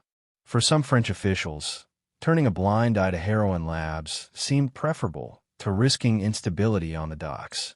This meant that even when the Bureau traced shipments back to France, cooperation was slow, often non-existent. Anslinger himself grew increasingly out of step with reality. By the time the heroin epidemic of the 60s exploded, he was nearing the end of his career. His focus on marijuana seemed outdated, his obsession with punishment ineffective. The Bureau was stuck with his legacy, an agency shaped by fear-mongering rather than strategy, more concerned with headlines than with dismantling global supply chains. Yet even within this failing system, there were sparks of progress. A handful of agents began to dig deeper, following couriers, analyzing patterns, connecting small seizures into larger pictures. They noticed that many arrested couriers traced their origins to France. They noticed that seized heroin was purer than anything domestic sources could produce. Slowly, painfully, they began to suspect the existence of a pipeline far more sophisticated than they had imagined. But suspicion wasn't enough. To prove it, they needed evidence, and evidence was scarce. Couriers rarely talked, and when they did, they only knew fragments. Dealers could point to their suppliers, but the trail always stopped long before it reached Marseille. The Corsicans were careful. The Mafia was disciplined. The system was designed to be invisible, and for a long time, it was. In New York, detectives working alongside the Bureau began to share their own frustrations. They saw the devastation firsthand, the addicts collapsing on sidewalks, the families destroyed. They wanted results, not speeches. But their investigations stalled, just like the Bureau's. Too many dead ends. Too many ghosts. The French connection was real, but for the men chasing it, it felt like chasing smoke in the dark. The irony was sharp. The Bureau was relentless in arresting addicts, parading them before judges, filling prisons with men and women who posed no real threat. But the real architects, the chemists in Marseille, the Mafia bosses in Little Italy, remained untouchable. For every addict jailed, another took their place. For every dealer arrested, another stepped into the role. The machine kept turning, fed by an international supply chain that no one in the Bureau had yet managed to crack. Anslinger retired in 1962, his career ending with more controversy than triumph. He left behind an agency that had made headlines, but little real progress. The heroin epidemic raged on, and the French Connection grew bolder. His successors inherited the mess, struggling to rebuild the Bureau into something capable of fighting a war that was far larger than anyone had realized. But those early years mattered. They revealed the limits of old methods, the futility of focusing only on the streets, the necessity of thinking globally. The Bureau's failures set the stage for a new approach, one that would eventually lead to breakthroughs. For now, though, the successes were small, the victories hollow. Addicts kept dying, heroin kept flowing, and the French Connection remained hidden behind layers of silence and secrecy. Imagine an agent in 1965, sitting at his desk, cigarette smoke curling above stacks of reports. He reads the same names over and over, the same neighborhoods, the same patterns. He knows there is a bigger picture, but he cannot see it. He feels the weight of failure, the frustration of a war being lost before it has even been understood. He stubs out his cigarette, pulls another file, and starts again. Because that's all he can do.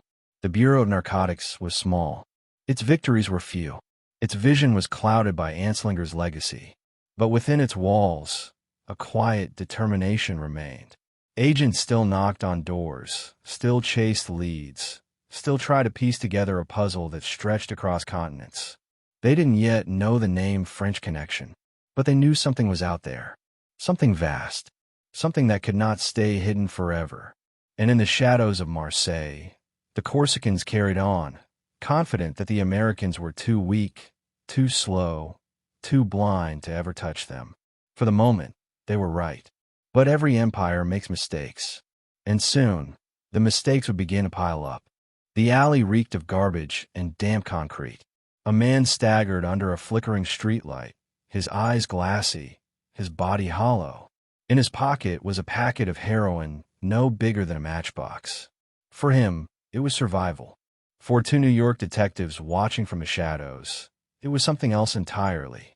A clue, a thread in a web so wide, so tangled, that few believed it could ever be unraveled. But these detectives believed, and in the 1960s, they began to prove it.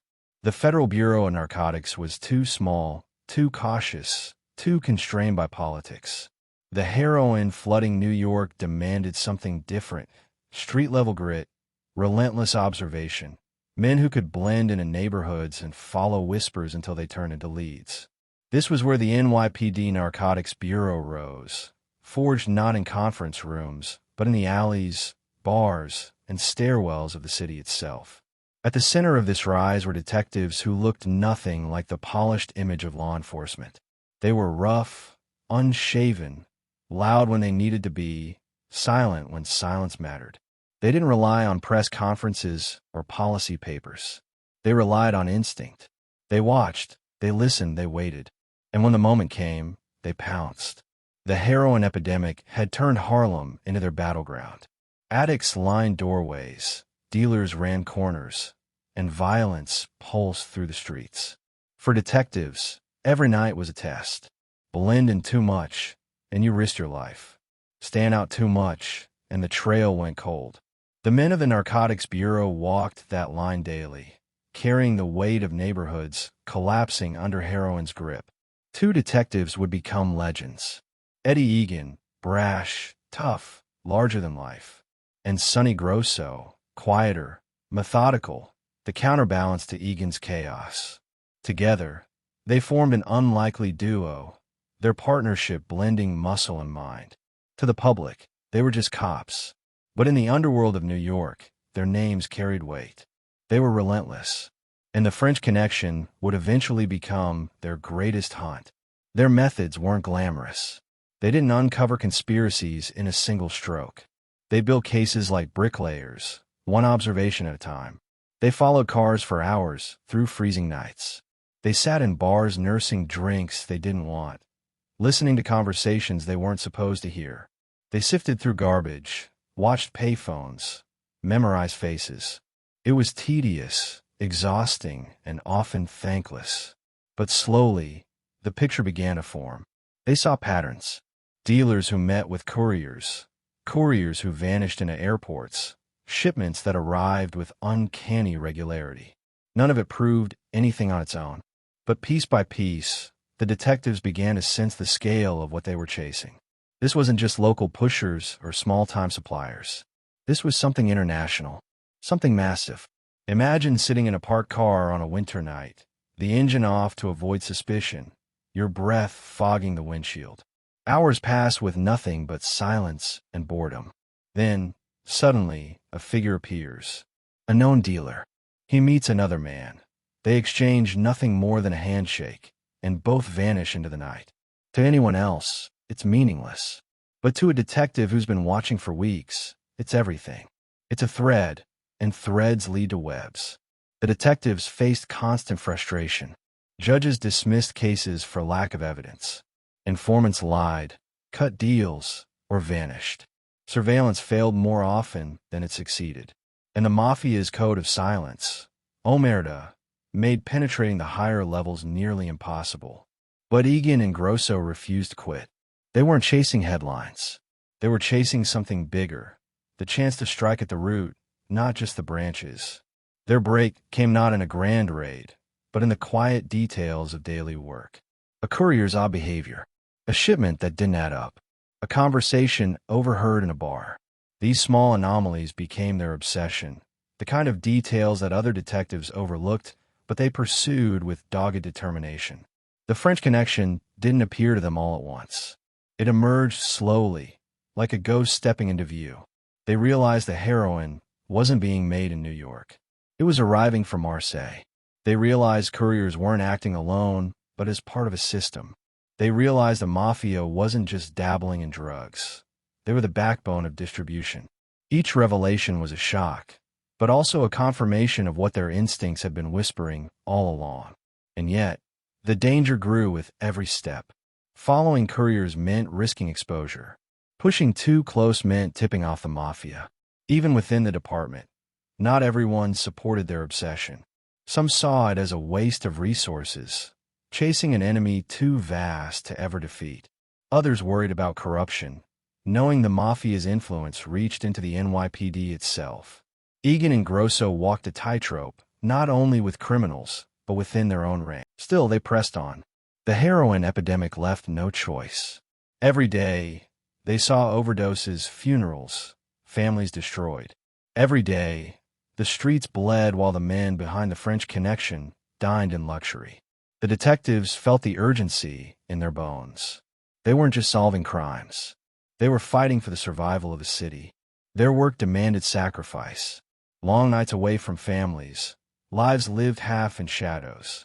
Egan's temper and recklessness earned him enemies as often as allies. Grosso's quiet intensity sometimes pushed him to the edge of exhaustion. But together, they balanced each other, and together, they pushed forward. Picture the moment when they finally began to connect the dots clearly. A courier track from a French ship to a New York apartment. A car packed with hidden compartments seized at the docks. A network of dealers linked back to the same Mafia families. The realization was staggering. This wasn't local crime. This was global.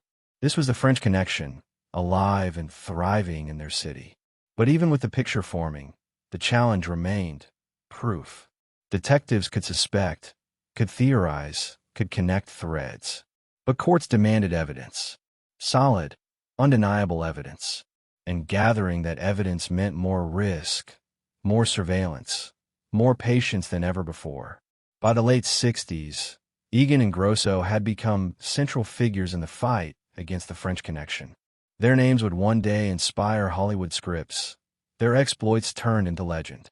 But in those years, They were just two detectives in a war that seemed impossible to win. They weren't thinking about fame. They were thinking about the next lead, the next arrest, the next chance to chip away at the machine drowning their city in heroin. And still, the machine turned. Couriers landed safely. Shipments passed through customs. The Mafia counted its profits. Addicts died. The French connection was too big, too strong, too invisible to topple with one strike. Egan and Grosso knew this, but they also knew they were closer than anyone had ever been. The threads were tightening, and soon, the web would reveal its shape. The rise of the NYPD Narcotics Bureau marked a turning point. For the first time, the French connection faced real pressure from the ground up. The detectives were relentless, the investigations sharper, the focus clearer. The Bureau of Narcotics had stumbled, but in New York's alleys and stairwells, detectives like Egan and Grosso had begun to untangle the knot. Still, every victory felt fragile. Every leg could collapse. Every informant could betray them. The Mafia was watching, the Corsicans were careful, and law enforcement was still outnumbered and outmatched. The French connection was not broken. Not yet. And as the detectives prepared for their next moves, they knew the stakes had never been higher. One mistake could cost them their careers. One slip could cost them their lives. The French connection was real. They had seen it, touched it, felt its weight. But the question remained, could they ever bring it down? The knock on the door came fast, hard, and final. A low-level dealer barely had time to shove the packets under his mattress before the police kicked it in. He screamed, swore, begged, but it was no use. Within minutes he was in cuffs, the drugs bagged as evidence. To the casual observer, it was just another street bust in New York's endless war on heroin. But to detectives chasing the French connection, it was something more. Each dealer caught wasn't just another arrest. He was a thread, and if pulled carefully, that thread could lead all the way to the heart of the pipeline. The 60s were a time when heroin seemed to flow like water through the city's veins. Harlem was drowning, the Bronx flooded, Brooklyn gasping for air. Addicts clustered in stairwells, dealers prowled corners, and packets changed hands with the efficiency of a factory assembly line. The supply seemed endless, too smooth, too disciplined to be random. Detectives knew the street pushers weren't masterminds. They were pawns, disposable, replaceable, abandoned the moment they were caught. But pawns still carried value. Pawns knew faces. Pawns made calls. Pawns whispered when fear outweighed loyalty. The NYPD Narcotics Bureau turned the streets into their hunting ground. Detectives sat in unmarked cars, watched corners for hours, and followed buyers as they stumbled from deals back to their homes. A single packet might not seem like much, but it was proof, a connection between dealer and supplier, supplier and distributor. Building cases meant starting small, piecing together scraps until the bigger picture came into focus. Wiretaps became one of their sharpest weapons. Phones clicked in the night as conversations were recorded, conversations that began with coded phrases but often slipped into careless admissions. Dealers talked about shipments without naming them, about meetings without giving details. But detectives learned to translate the language of the street. The package wasn't a birthday gift. The thing wasn't groceries. Every vague phrase was a breadcrumb, and following those crumbs meant inching closer to the hidden players above. Still, wiretaps alone weren't enough. The Mafia drilled silence into its soldiers. Omerta, the code of silence, meant loyalty above all, even in the face of prison. Breaking that silence required pressure. Detectives leaned on low-level dealers, offering deals in exchange for names, lighter sentences for cooperation. Some resisted, loyal to the bitter end. Others cracked quickly, their fear of prison outweighing their loyalty to men who would abandon them anyway. And when one cracked, the chain began to move upward. Picture a dim interrogation room, the walls bare, the air heavy with cigarette smoke. A dealer sits slumped in a chair, his hands shaking, sweat rolling down his forehead. Across the table, detectives lean in, not shouting, not threatening, just waiting. Silence fills the room until it breaks with a whisper. A name. A location, a pattern. One whisper becomes a lead, and a lead becomes a path forward. Street busts were never glamorous. Detectives kicked down doors, wrestled suspects, bagged drugs, and filed paperwork late into the night. But beneath the routine was purpose. Each arrest chipped away at the layers of the French Connection.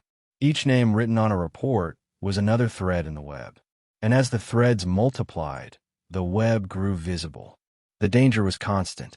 Undercover work meant walking into bars where every face was a potential threat, buying drugs with marked bills, pretending to be something you weren't while hoping no one saw through the disguise. One wrong move, one wrong glance, and a detective's cover could be blown. In those bars, trust was fragile, paranoia high, and violence always close at hand. Yet detectives risked it because they had to. The French Connection wasn't going to fall from the top down. It had to be built from the bottom up. Some cases stalled, others collapsed entirely. Informants disappeared, wiretaps failed, evidence was lost. But progress, however slow, was undeniable. The same names appeared in different cases. The same patterns repeated across neighborhoods. Couriers led to mid-level distributors. Mid-level distributors pointed to Mafia crews. And those crews always circled back to the same powerful families. It was confirmation of what detectives already suspected. The French Connection was real, and it was massive. Imagine following a low-level dealer through Harlem streets. He sells a packet to an addict in a stairwell, pockets the cash, then meets a supplier at a corner store. Hours later, the supplier delivers a bundle to a soldier in Brooklyn. Days later, that soldier passes envelopes of money to a capo in Little Italy. The trail seems endless, but with patience, it can be mapped. Each step connects to the next, each name leading upward, until the invisible pyramid begins to take shape. The work took its toll. Detectives spent nights away from families, consumed by the chase. Some grew obsessed, their lives reduced to stakeouts and reports, their identities swallowed by the case. They felt the weight of the epidemic in every arrest, in every overdose, in every funeral. It wasn't just about law enforcement. It was about survival. They were fighting not just criminals, but a system that threatened to consume the city itself. Wiretaps grew more sophisticated. Detectives bugged payphones, tapped lines in apartments, even planted microphones in cars. The recordings were long, tedious, often meaningless. Hours of static, silence, and small talk. But hidden within the noise were fragments, coded references, slips of the tongue, moments of carelessness. Detectives listened endlessly, their patience rewarded with glimpses of the truth. Street busts continued, each one adding pressure, each one forcing dealers to take risks, to make mistakes, to talk. Slowly, the walls around the French Connection began to crack. Detectives had not yet reached Marseille, had not yet touched the Corsicans themselves, but they were closer than ever. The invisible empire was no longer invisible. It was emerging, step by step, from the shadows. And yet, for every lead gained, danger deepened. The Mafia was watching, the Corsicans listening, the pipeline adjusting. One informant too loose, one detective too visible, and the whole operation could collapse. The French Connection was not just powerful. It was ruthless.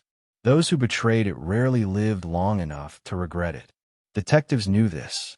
And still, they pressed forward. Picture an addict in Harlem, nodding off in a doorway with a needle in his arm. His life is ruined, his future gone. To him, the French Connection is distant, invisible.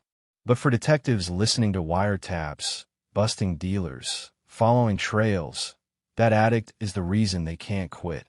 Every packet seized, every name revealed, every dealer flipped is another chance to stop the tide. By the late 60s, the work of the Narcotics Bureau had exposed enough of the web that the French Connection could no longer be dismissed as rumor. It was real, organized, international. Detectives didn't yet have the full picture, but they had enough to know they were chasing something bigger than New York, bigger than America. They were chasing an empire built on fear, greed, and silence. The chase was far from over. The pipeline still flowed, heroin still flooded the streets, and the Mafia still counted its profits. But the threads were tightening. The detectives had their claws in the web, and they weren't letting go.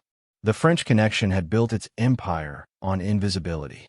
Now, piece by piece, that invisibility was fading. But the closer detectives came, the greater the danger. Because the men at the top were not going to give up their empire without a fight. And the fight was only beginning. The night was ordinary. A cold wind swept through New York, rattling windows, carrying the faint echo of traffic. Detectives sat in an unmarked car, the kind of endless stakeout that blurred into monotony. Hours had passed with nothing to show for it, but cigarette smoke and fatigue. Then, without warning, something happened. A flicker of movement that seemed unremarkable at first. A man parked his car, stepped out casually, and walked into a restaurant. Nothing strange, nothing suspicious, except for one thing. He left the car running. To most, it was meaningless.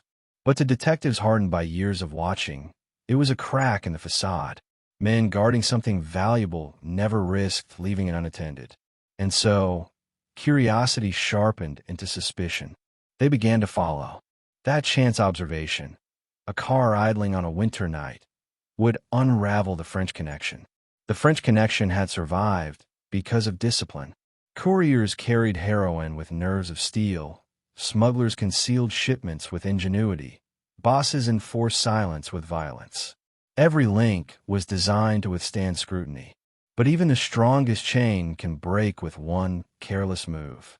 And this move, small as it seemed, opened a door the detectives had been battering against for years.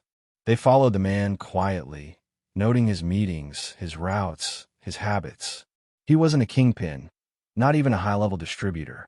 He was a courier, one of the many threads in the web. But couriers moved product, and product meant proof. Surveillance intensified. Detectives tailed him through crowded streets, across bridges, into quiet neighborhoods. They learned when he slept, when he drank, when he disappeared into apartments where packets exchanged hands. Piece by piece, they built a picture. Wiretaps confirmed their suspicions. Conversations crackled through headphones, muffled but revealing. Mentions of packages, of deliveries, of the French. The language was vague, deliberately so, but the context was undeniable. The courier was tied to something larger, something international. The French Connection was no longer rumor. It was alive, pulsing, right under their eyes. Patience became their weapon. Detectives didn't move in quickly. They watched for weeks, months even, letting the courier lead them higher up the chain. Each meeting he made was another name, another link. Each handoff another chance to map the pipeline. It was painstaking, exhausting work. But this time, they had momentum. The car that had been left running was no longer just a detail. It was the doorway to the heart of the operation. Then came the breakthrough. Surveillance revealed a car being prepared for shipment overseas. Detectives had seen this before. Vehicles with hidden compartments, packed with heroin for transport across the Atlantic. This time, though, they acted with precision. They seized the car, dismantled it piece by piece, and what they found was staggering. Dozens of kilos of pure heroin, packed into panels, hidden in places so expertly concealed that without suspicion, no one would have found them. The seizure was one of the largest in American history. For the first time, the French Connection wasn't just whispers or fragments. It was real, tangible, undeniable. Kilos of heroin on a table, evidence that could be shown to judges, juries, the press. The machine had been exposed, and once exposed, it could be attacked. The effect rippled immediately. Dealers panicked, couriers vanished, bosses scrambled to adjust. Detectives felt the shift, the confidence of the syndicates replaced by caution, the arrogance of the Mafia tempered by fear. The pipeline had been pierced, and everyone involved knew it. But victory came with danger. The more detectives uncovered, the greater the risk of retaliation. Informants faced death if discovered. Surveillance teams risked exposure every time they tailed a suspect. Even within the department, corruption threatened progress. The Mafia had long reach, and whispers of leaks haunted every case. One wrong word in the wrong ear could undo everything. Still, the detectives pressed forward. Each seizure gave them leverage, each wiretap more insight, each flip dealer another step closer to the top. What began as a chance observation on a quiet night became the unraveling of an empire. The French Connection was bleeding, and the detectives weren't about to let it heal. Imagine the moment when they laid the seized heroin on the table. Bricks of powder, white and deadly, stacked like blocks of ice. For years, they had chased shadows. Now, they could touch it, weigh it, show it to the world. The relief was overwhelming, but so was the responsibility. This was proof, yes, but it was also a reminder of how much more lay hidden, how vast the pipe. The investigation grew wider. Wiretaps revealed new names, new routes, new methods. Street busts fed into bigger cases, flipping pawns into reluctant witnesses. Slowly, the pyramid came into focus. The couriers at the bottom, the distributors in the middle, the mafia bosses at the top, and above them, the chemists in Marseille who turned Turkish resin into American addiction. But even as the web took shape, the detectives knew the battle was far from won. The French Connection was resilient. For every courier caught, another step forward. For every car seized, another sailed through customs untouched. The pipeline was massive, and though it now had cracks, it still flowed. And yet, something fundamental had changed. The detectives were no longer chasing smoke. They had proof, leverage, momentum. The French Connection could no longer hide behind whispers and shadows. Its existence was undeniable, its vulnerability exposed. Still, the men at the top remained out of reach. The mafia bosses in New York, the Corsican syndicates in Marseille, they were insulated, protected by layers of silence and fear. The detectives had seized heroin, yes, but heroin was product. To truly end the French Connection, they needed people. They needed names. They needed confessions, arrests, convictions. And so, the chase intensified. Surveillance expanded. Informants were cultivated with promises of safety, even though safety was rarely guaranteed.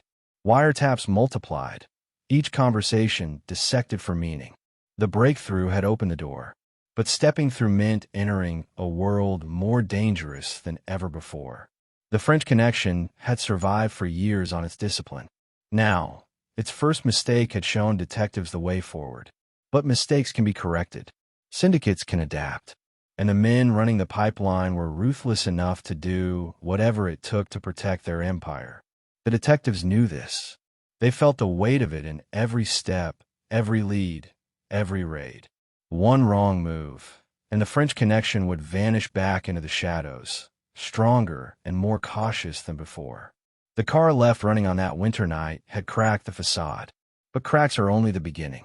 To bring the empire down, they would have to tear the entire structure apart, piece by piece, link by link.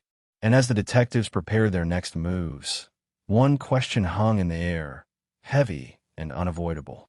Had they pulled too hard on the thread?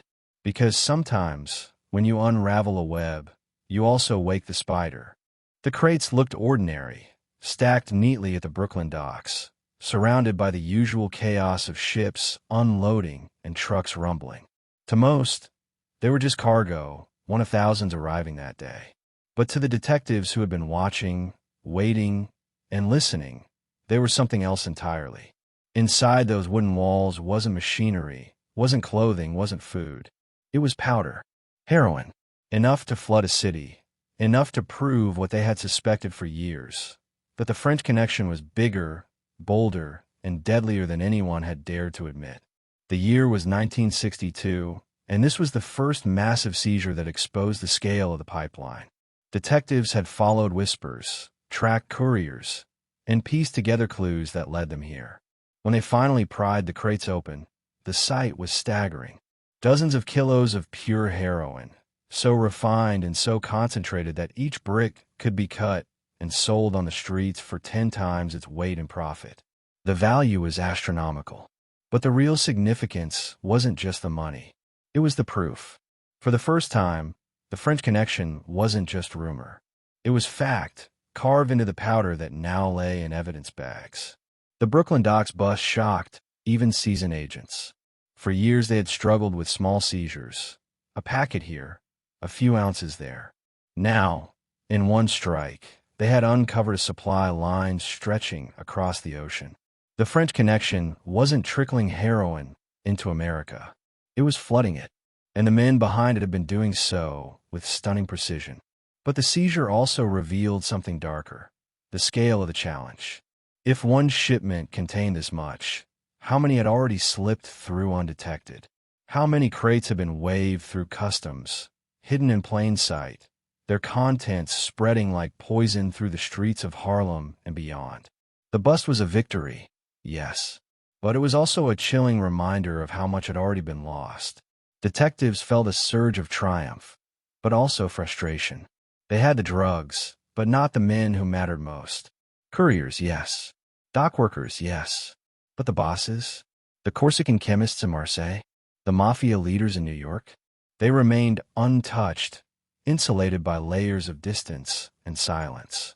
It was like cutting off a branch while the trunk remained standing tall. The French Connection would feel the sting, but it would not fall. Not yet. 7 years later, the pattern repeated itself, this time not in New York, but in Paris.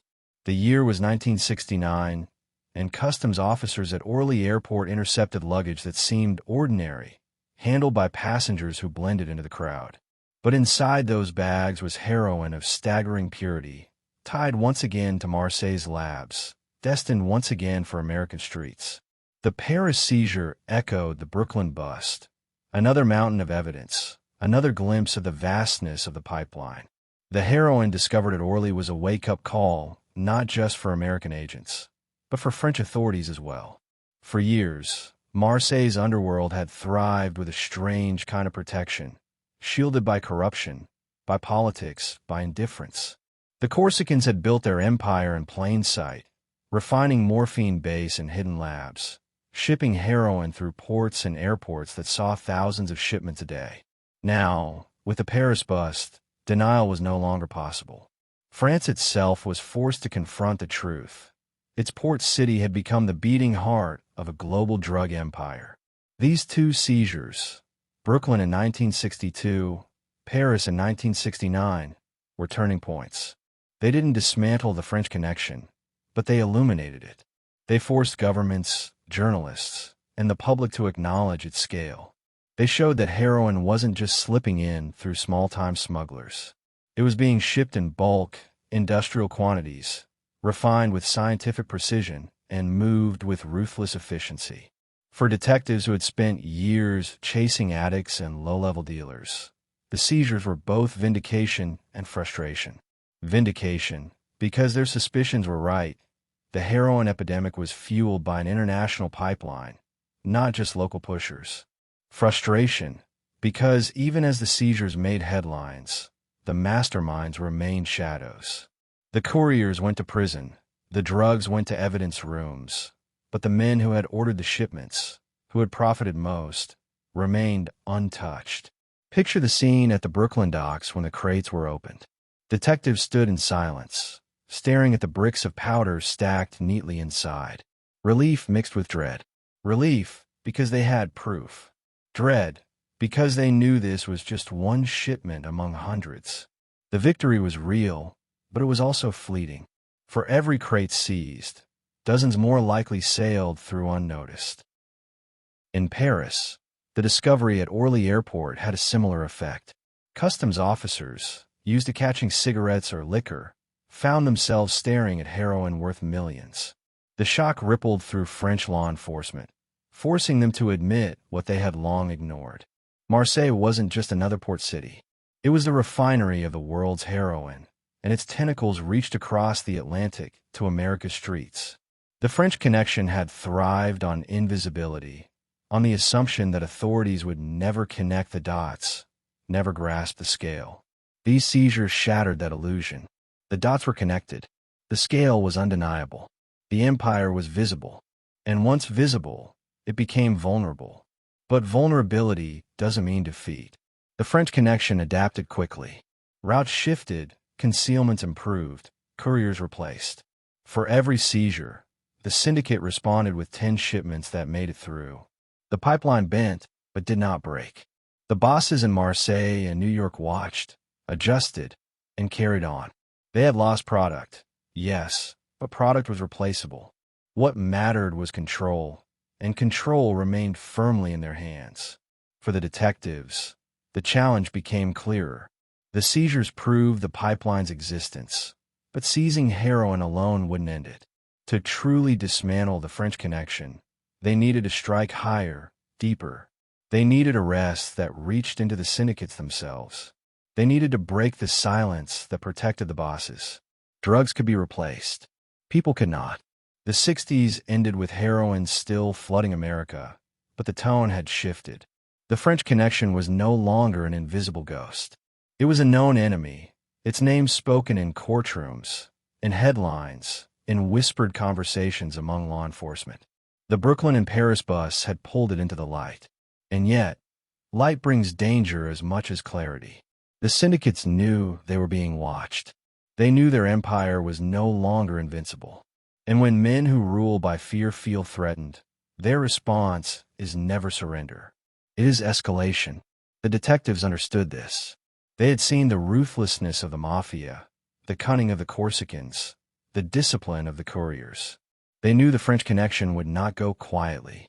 Every bust, every seizure, every small victory only tightened the stakes. The war was no longer just about drugs.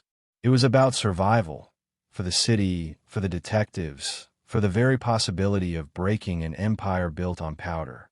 As the dust settled from the Paris bust of 1969, one question remained, heavier than ever. The pipeline had been exposed. The French connection was real, visible, undeniable. But could it ever be destroyed? The meeting room was filled with smoke, not just from cigarettes, but from suspicion. American agents sat across from French police officials, each side weary, each side convinced the other was holding something back. On the table lay photographs of seized heroin, maps of routes across the Atlantic, and reports filled with names and numbers. Everyone agreed on one thing. The French connection was real, and it was dangerous. But agreeing on what to do about it was another matter entirely. International policing is never simple. Borders divide not only nations but also laws, priorities, and trust. What was legal in one country was illegal in another. What was urgent for New York might be secondary for Paris. And in the 60s, cooperation between French and American authorities was strained by politics, corruption, and the sheer scale of the heroin trade. American agents came to France frustrated, desperate for breakthroughs. They had addicts dying by the thousands, streets drowning in heroin, and bosses in New York profiting openly. They wanted action. They wanted the French to raid Marseille, to dismantle the labs, to choke off the supply at its source. But for the French police, the problem looked different.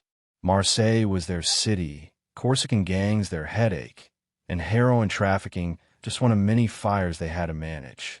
And then there was pride. The French bristled at the idea of Americans telling them how to police their own soil. The Americans bristled at what they saw as French complacency. Every meeting was a dance of diplomacy, with both sides smiling thinly while quietly questioning each other's motives. The truth was darker.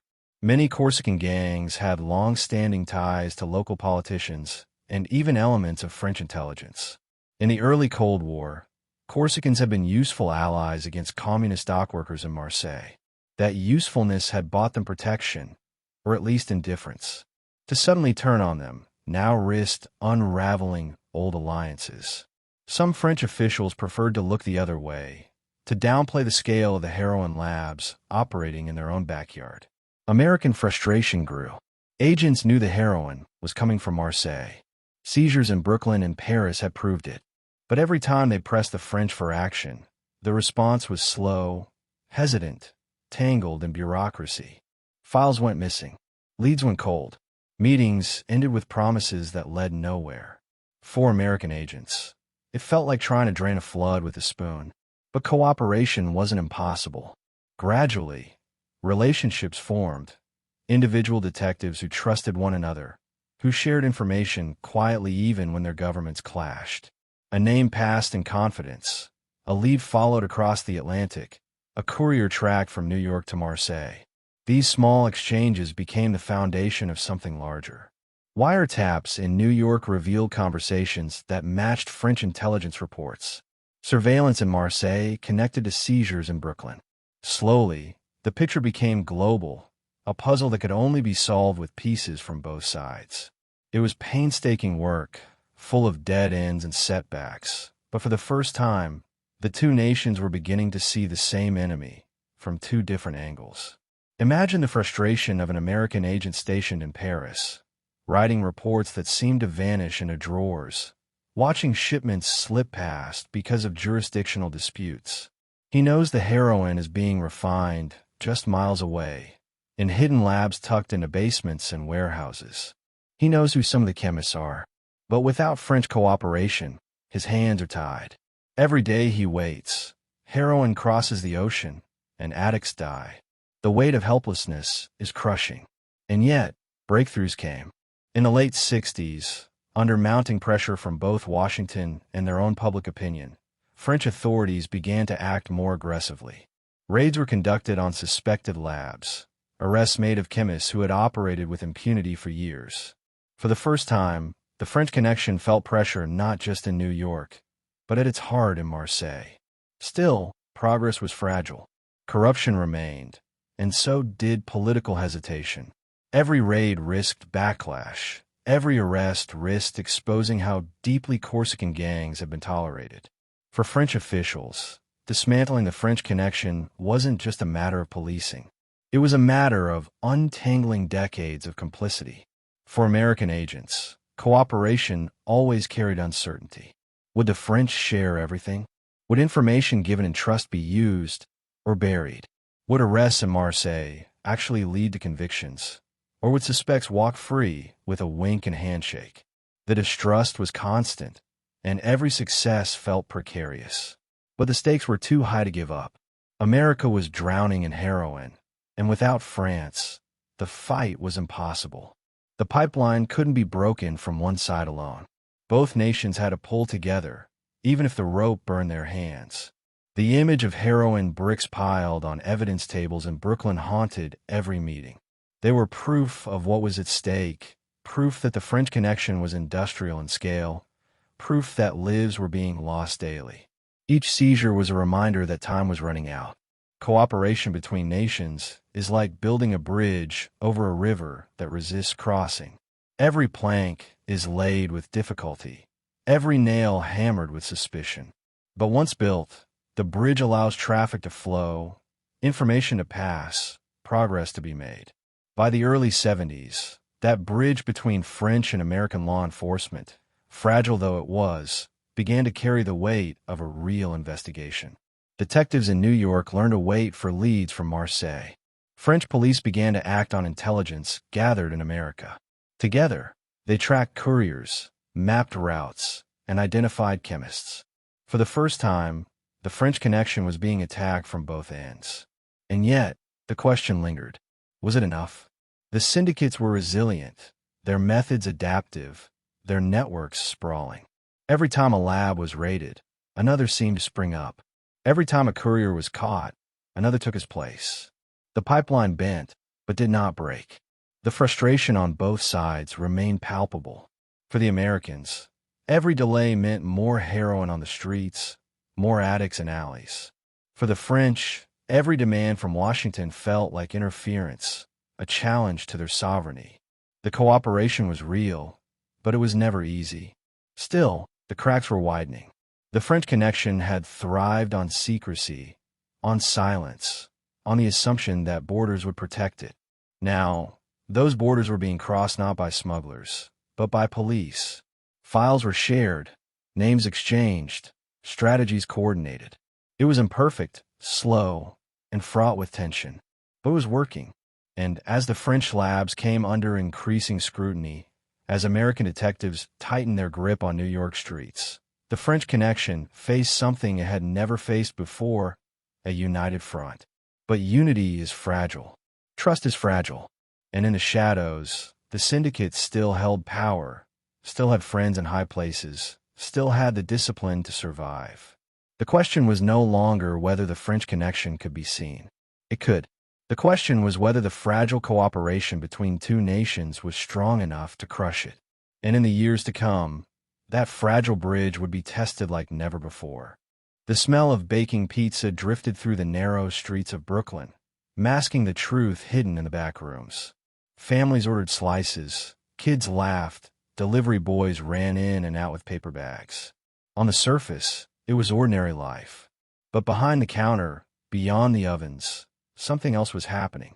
Envelopes of cash slid across tables. Packages were handed off discreetly. And beneath the hum of small talk and clatter of plates, the Mafia's heroin empire moved quietly, invisibly, through a network that was as simple as it was brilliant. This was the distribution machine. Not one man, not one crew, but an entire system built to take the heroin arriving from Marseille and spread it across America like a disease. The Mafia had perfected it. They had taken something fragile, the smugglers' risky game of hiding drugs in cars, suitcases, and cargo, and transformed it into an industrial chain that operated with the precision of a factory. At the center of it were pizza parlors, those cozy neighborhood shops that no one thought twice about. They became the perfect front, the storefront smile hiding the teeth of a monster. The genius lay in invisibility. A pizza parlor was open late, cash-heavy, full of regulars coming and going. Deliveries were constant. Customers expected packages, and no one blinked when cars idled outside for minutes at a time. Hidden within the normalcy of melted cheese and tomato sauce, heroin shipments passed unnoticed, tucked into boxes, slipped into delivery bags, exchanged in bathrooms. To the public, it was dinner. To the Mafia, it was distribution. But the machine was far larger than a few restaurants. The Mafia families had built layers of crews, each with its own role, each insulated from the next. Street dealers never met the bosses. Couriers never saw the chemists. Soldiers collected envelopes, but didn't ask where the money came from. Everyone knew just enough to play their part, but never enough to expose the whole picture. It was a pyramid of silence, reinforced by fear. At the bottom were the addicts, desperate and hollow-eyed, handing over crumpled bills for packets no bigger than sugar sachets. Above them were the street dealers, often young men with nothing but ambition and desperation. They sold on corners, in bars, in alleys. For each packet sold, they handed a cut upward. The rest of the money climbed the chain, moving through soldiers, captains, and finally into the hands of the Mafia bosses who rarely dirted themselves with the product. The brilliance of the machine was its efficiency. Heroin flowed in bulk, but once it hit the Mafia's hands, it was divided, cut, and packaged with ruthless precision. A kilo arriving from Marseille could be stretched into several kilos of street-level product once mixed with additives, sugar, quinine, even powdered milk. This cutting not only maximized profit but ensured control. Dealers couldn't source pure heroin themselves. They relied on the Mafia's supply, a leash disguised as opportunity. Picture the scene in a backroom. A soldier sits at a table, measuring powder, mixing it, bagging it carefully into small glassine envelopes stamped with brand names like Blue Magic or King Kong. These packets became currency in the streets, recognizable to addicts who trusted certain brands for their potency. Each stamp wasn't just packaging. It was advertising. The Mafia understood marketing long before corporations did, branding poison with names that promised escape. The distribution machine thrived in urban networks. Harlem became one of the epicenters, its streets flooded with heroin, its community ripped apart by addiction. The Mafia didn't need to stand on corners themselves. They supplied local crews, who sold directly to their own people. It was a cold calculation. Let the communities police themselves while the profits flowed upward. Loyalty was purchased with supply, fear enforced silence. For the bosses, heroin money was cleaner than blood. It bought restaurants, nightclubs, construction companies, even influence in unions and politics. It was cash that appeared endless, rolling in daily, a tide that never ebbed. A single pizza parlor could hide thousands of dollars a week. Multiply that by dozens of fronts, by entire neighborhoods under Mafia control, and the scale became staggering. Yet behind the efficiency, fear lingered. Dealers feared arrest, couriers feared betrayal, soldiers feared the bosses, and bosses feared exposure. Every man in the chain knew what failure meant. A missed payment, a careless word, an arrest that led to cooperation, all could end in silence, a body dumped in a river, a name erased. The machine was efficient not only because it was structured, but because it was brutal. Fear was the grease that kept it turning. Law enforcement struggled to penetrate it. Detectives could see the effects. Addicts overdosing, neighborhoods hollowed out, packets scattered in stairwells. They could raid pizza parlors, bars, apartments. But for every front they shut down, another emerged. The Mafia's genius lay in redundancy. The machine could not be crippled by losing one piece. It adapted, shifted, reformed. Like water, it always found a way. Wiretaps caught fragments of conversations. Soldiers discussing sauce or pies, coded language that sounded harmless but hid darker meaning. Investigators learned to translate the codes, but even then, catching the men higher up was almost impossible. The bosses insulated themselves with layers of distance, speaking only in hints, never directly. They could deny involvement, and often did, pointing to their legitimate businesses as proof of innocence. But the truth was clear to anyone who looked closely. The money didn't lie. It flowed upward, clean and constant, far beyond what any pizza parlor or bar could explain. The bosses lived in comfort while the streets drowned in heroin. They denied the trade publicly, but privately, they toasted the profits. Imagine walking into one of those pizza parlors at night. The ovens glow, the counter is busy, families eat slices. But step into the back room, and you see something else. Envelopes stacked with cash, packets sealed for delivery, soldiers counting quietly. It was the perfect metaphor for the Mafia's empire. Ordinary on the surface, poisonous beneath. The machine spread beyond New York. Mafia networks carried heroin to Chicago, Philadelphia, Boston, even smaller cities desperate for supply. Each city had its own crews, its own dealers, its own addicts. But the source was the same, the chain unbroken. From Marseille to Brooklyn to Harlem to Detroit, the French Connection's heroin flowed with terrifying efficiency. For the Mafia, the machine was power. For law enforcement, it was a nightmare. For addicts, it was a death sentence. Each packet that passed through a pizza box, a backroom, or a corner deal was another life on the line. The machine didn't care. It turned relentlessly, fueled by greed, protected by silence, enforced by fear. And yet, machines can be broken. The detectives watching from the shadows knew this. They believed that somewhere, somehow, a flaw existed. A courier too careless. A soldier too talkative. A boss too confident. Somewhere in the machine was a weakness, and if found, it could bring the entire structure crashing down. But finding that weakness meant risk. It meant deeper infiltration, more wiretaps, more undercover work in neighborhoods where exposure meant death. The detectives knew the machine wouldn't stop on its own. It had to be dismantled piece by piece, even if every piece fought back. The French Connection had built the supply. The Mafia had perfected the distribution.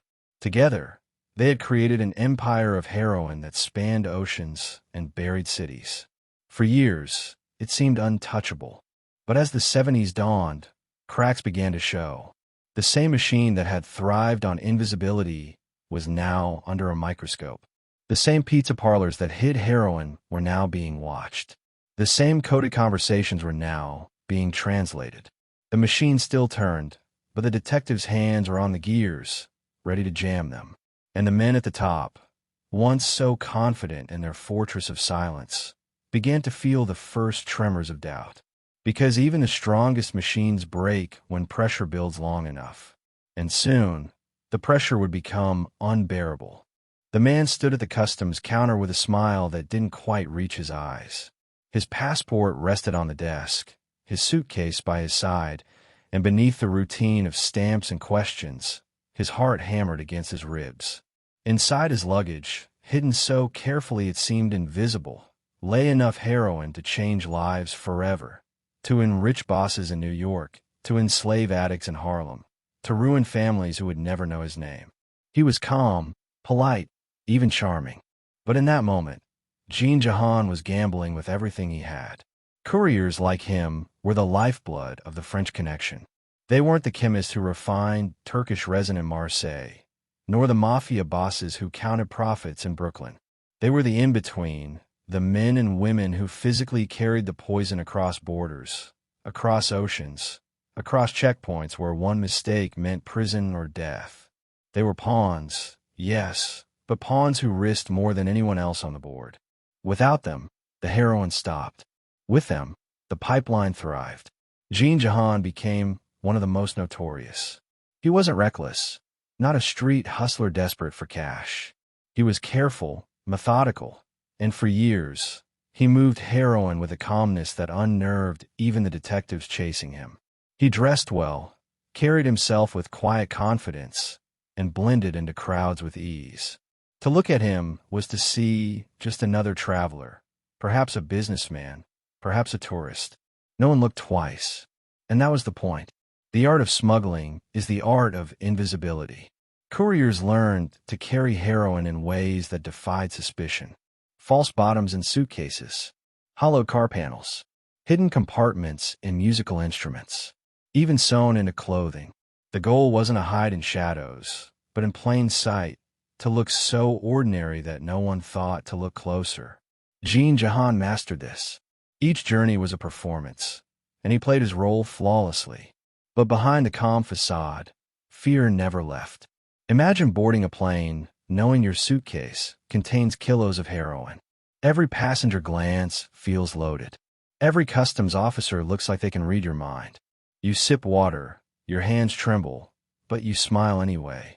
For hours, you live in a suspended state between freedom and ruin, a coin toss disguised as a journey. The bravado of couriers masked this terror, but it was always there, pounding in their chests like a second heartbeat. Gene Hackman wasn't alone. The French Connection relied on a gallery of couriers, each with their own quirks, their own methods, their own fates. Some were seasoned criminals who had spent their lives smuggling contraband. Others were ordinary men lured by the promise of easy money. A few were women, chosen because they raised less suspicion at airports. Each was expendable. Each was replaceable. But each carried the same crushing risk. One courier, intercepted in Paris, was found with heroin sewn into the linings of his overcoat. He had walked confidently through the airport, only to falter under questioning, his story collapsing under the weight of a sharp-eyed inspector. Another drove a car shipped from Marseille to New York, the panels stuffed with heroin worth millions. He thought he was safe until detectives dismantled the vehicle piece by piece, uncovering the fortune hidden within. Some were caught. Some disappeared. Many never made headlines, their names erased, their roles swallowed by the larger machine. But Gene Hackman endured as a symbol because he represented the courier's paradox. He was small in the grand scheme, yet vital. He was expendable to the bosses, yet essential to the trade. He risked everything for rewards that, compared to the millions made at the top, were crumbs. And yet he carried on, trip after trip, playing his part in an empire that barely acknowledged his existence. Detectives grew obsessed with men like him. They knew the bosses would never dirty their hands with smuggling. To reach the top, they had to follow the bottom. Couriers were threads in the web, and if tugged hard enough, they could unravel the whole. Surveillance teams tailed them through cities. Wiretaps tracked their calls. Interrogations pressed them for names. Most held their silence, terrified of Mafia retribution. But every so often, one cracked. And when that happened, the entire chain trembled. Gene Hackman's name surfaced in reports, whispered in conversations, scrawled in margins of surveillance files. Detectives began to watch him closely, noting his flights, his associates, his patterns. They knew he was part of something larger. They knew catching him could be the key to exposing the French Connection scale. But knowing and proving were two very different things. For years, he slipped through their fingers, calm as ever, his luggage passing through checkpoints without a sound. The psychology of a courier is a study in contradictions. On one hand, arrogance, the belief that they can outweak customs, outsmart agents, outrun luck. On the other, terror, the knowledge that one wrong step ends everything. Gene Hackman carried both.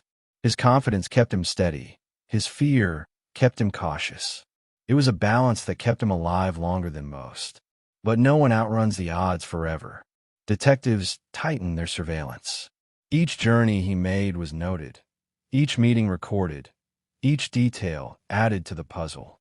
Slowly, the picture formed. Gene Hackman wasn't a lone wolf. He was part of a network, a courier moving heroin for syndicates that spanned continents. His calm mask couldn't hide the truth any longer. The French Connection had many faces, but his was one of the clearest. Other couriers told their own stories in silence. Some broke under interrogation, giving up names that rippled through investigations. Others went to prison quietly, serving sentences while the bosses carried on untouched. A few vanished altogether, erased by the very syndicates they once served. Each story was a fragment of the larger truth. The French Connection survived not on the power of its bosses, but on the risks of its couriers. Imagine standing in an interrogation room with Gene Hackman. He sits calmly, his suit neat, his hands steady. Detectives press him with questions, slide evidence across the table, demand names. He smiles faintly, shakes his head, says little. He knows silence is survival.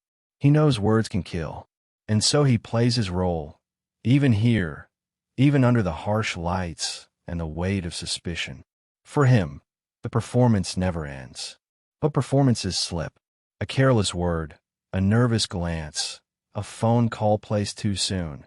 These were the cracks detectives waited for. And when they came, the web began to shake. Couriers like Gene Hackman could hold out for years, but the machine demanded constant movement, constant risk. Eventually, everyone stumbled. The case of Gene Hackman and his fellow couriers revealed the paradox at the heart of the French Connection. It was vast, disciplined, ruthless, and yet it depended on fragile men carrying fragile packages through hostile territory. The empire lived and died on their nerves, their silence, their ability to appear ordinary while carrying extraordinary weight.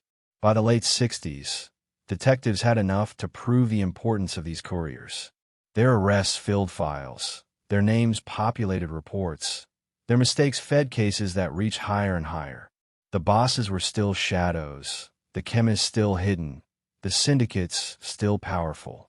But the threads were tightening, and couriers like Gene Hackman had become the first cracks in the wall. The French Connection wasn't invincible. It was human. And in its couriers, that humanity showed. The fear, the arrogance, the desperation, the mistakes. Detectives had learned to watch carefully, to wait patiently, to strike when a mask slipped. And as they prepared for the next move, one truth lingered like smoke in the air. The couriers had carried the empire on their shoulders. But when they began to fall, they would drag the French Connection down with them. The knock came just before dawn. It was soft, almost polite, but it carried the weight of inevitability. Behind the door, a man stirred awake, still groggy from sleep. He glanced at the clock, then at his wife, then at the briefcase on the dresser, the one that held ledgers, names, numbers he thought no one would ever see. The knock came again, firmer this time, and then the voice, calm, official, unrelenting. Police. Open up. In that moment, the French Connection, the empire that had seemed untouchable for more than a decade, began to collapse. The takedown had been years in the making. Wiretaps, stakeouts, interrogations, seizures, each piece gathered carefully, patiently, like hunters circling prey. For years, the bosses had laughed off the arrests of couriers and street dealers, confident that no one could reach them. They lived in nice homes, ran legitimate businesses on paper, sent their children to private schools. They believed distance insulated them. But distance has limits.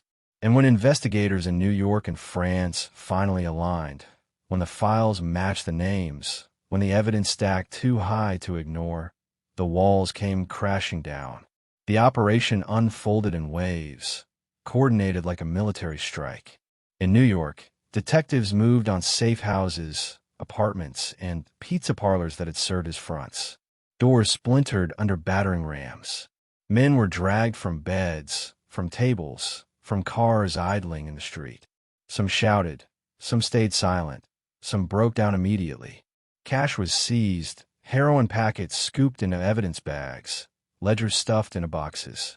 The machine that had moved invisibly for years was suddenly naked, its secrets exposed in plain sight.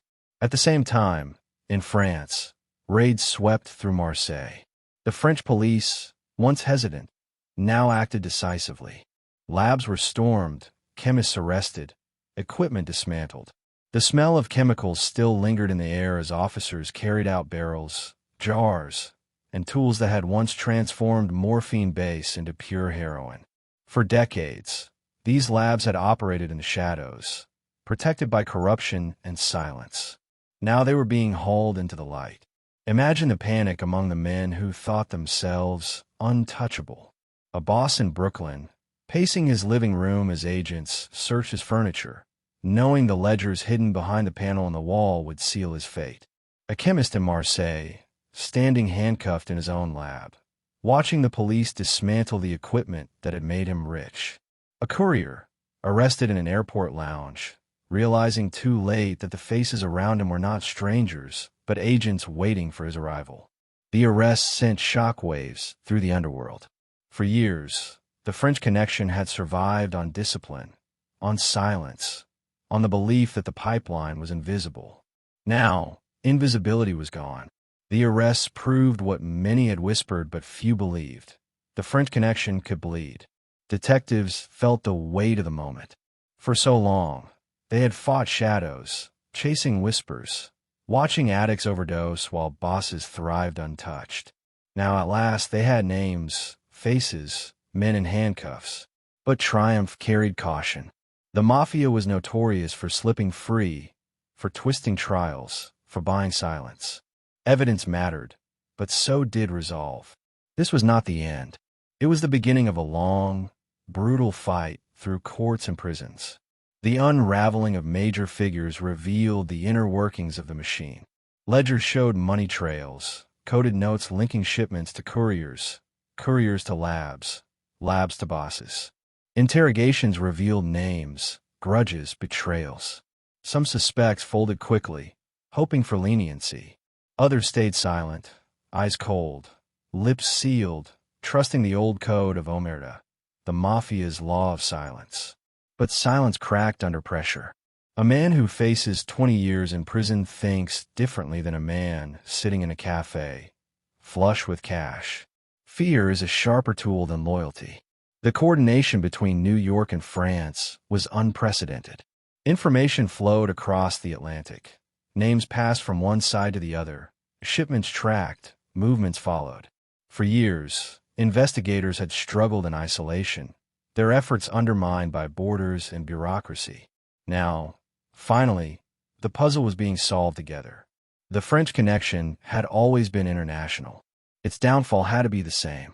But every victory carried risk. The Mafia did not forgive weakness. Informants lived in terror, moved to safe houses, given new names, their old lives abandoned forever. Detectives faced threats, their families watched, their phones tapped. Even within law enforcement, corruption lingered, whispers of leaks and double agents. The French Connection might be wounded, but it was far from dead. Its reach was long, its resources vast, its resolve dangerous. The takedown revealed something else, something that shook even the most hardened agents. The scale of the operation was greater than anyone had imagined. The heroin seized, the money counted, the networks exposed. It dwarfed the street-level arrests of the past. This wasn't just a pipeline. It was an empire, industrial in scope, ruthless in function, global in reach. To dismantle it entirely would take years, perhaps decades. Yet for the first time, the empire was vulnerable. The bosses faced trials. The chemists lost their labs. The couriers faced sentences that stripped them of bravado. The arrests were more than symbolic. They disrupted the flow. Heroin shipments slowed. Street prices rose. Addicts felt the squeeze. The machine stuttered. It was not broken, but it was no longer invincible. Still, the Mafia adapted quickly. New couriers stepped forward. New labs opened. Money shifted hands quietly, rebuilding what had been lost. The French Connection was resilient, its structure designed to survive shocks. The takedown had hurt it, but the war was far from over. Detectives knew this. As they stood in evidence rooms staring at mountains of heroin bricks, as they testified in courtrooms packed with lawyers and reporters, as they flipped through ledgers filled with names and numbers, they knew. They had won a battle. But the war stretched ahead, dark and uncertain. Imagine the silence in a Marseille prison cell, where a chemist stared at the ceiling, wondering if his empire had ended or if it would rise again without him. Imagine the tension in a New York courtroom, where a boss sat expressionless as prosecutors laid out the evidence, his fate hanging in the hands of 12 strangers. Imagine the fear of a courier, locked in a cell, realizing that the bosses he once served would rather see him dead than talking. The takedown was real, decisive, historic. But in the shadows, the question lingered, heavy and unspoken. Had they truly cut the heart out of the French Connection? Or had they only wounded the beast, leaving it angry, vengeful, and ready to strike back? The courtroom was silent, the kind of silence that doesn't come from peace, but from tension, so thick it feels like a storm waiting to break. Wooden benches creaked as spectators leaned forward. Reporters sharpened pencils against notepads, and federal marshals scanned the room with eyes like stone. At the defense table sat the men once thought untouchable: bosses, couriers, chemists. Men who had built an empire of powder that stretched from Turkish fields to American streets. Now they were dressed in suits, hands folded neatly on the table, faces calm but pale. It was theater, yes, but for them, the performance was life or death. They called it the trial of the century, and for once the name wasn't exaggeration. Brooklyn Federal Court became the stage where the French Connection faced its reckoning. In France, too, courtrooms filled with tension as chemists and smugglers stood before judges, their fates tied not only to their own lives but to the reputation of Marseille itself. These are not small cases anymore.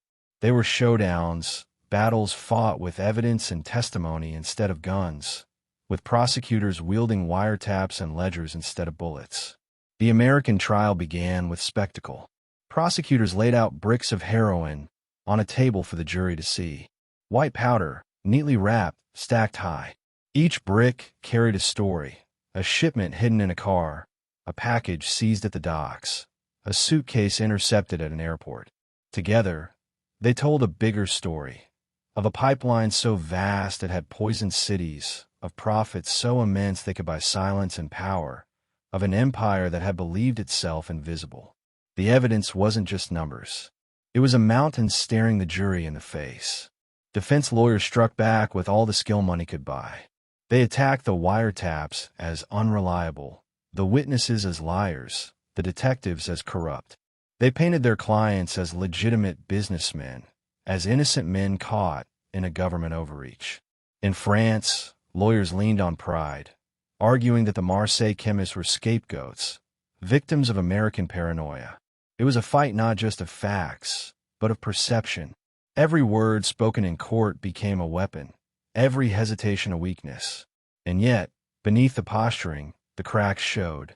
Witnesses who had once sworn loyalty to the Mafia began to speak. Some did so reluctantly, voices shaking, eyes darting as if expecting shadows to strike them down even in the safety of the courtroom. Others spoke with bitterness, eager to settle old grudges. They told stories of shipments, of meetings, of instructions whispered in backrooms. They painted pictures of pizza parlors doubling as heroin hubs, of couriers carrying death in suitcases, of bosses pulling strings from safe distance.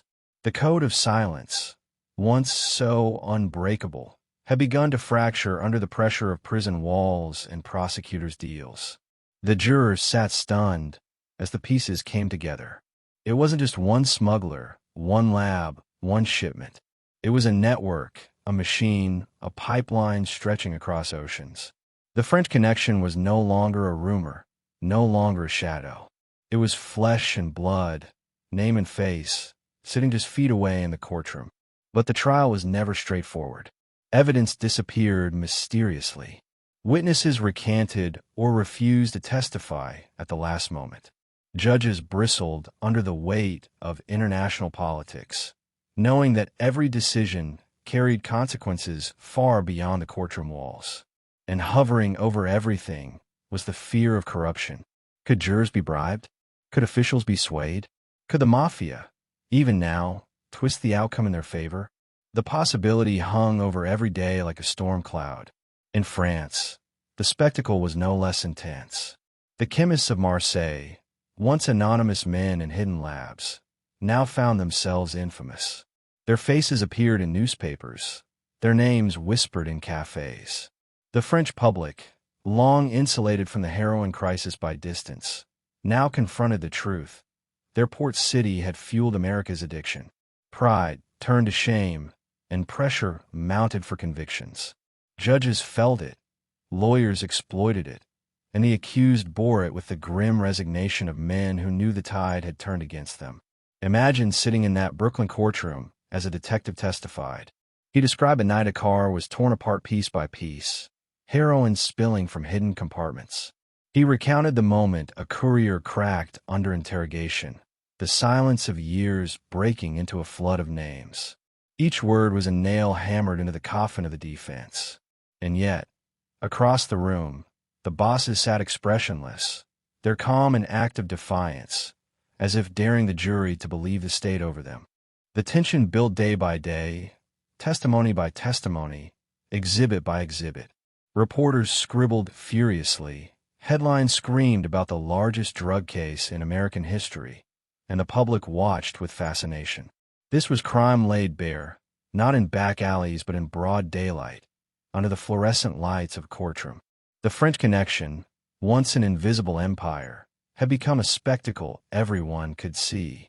And yet, victory was not certain. The Mafia had survived worse. They had walked free from cases with more evidence, more witnesses, more tension. Prosecutors knew this, and it gnawed at them. Every night, they went home wondering if the jury would hold firm, if the witnesses would stay alive, if justice would finally stick. The trial was not just about heroin.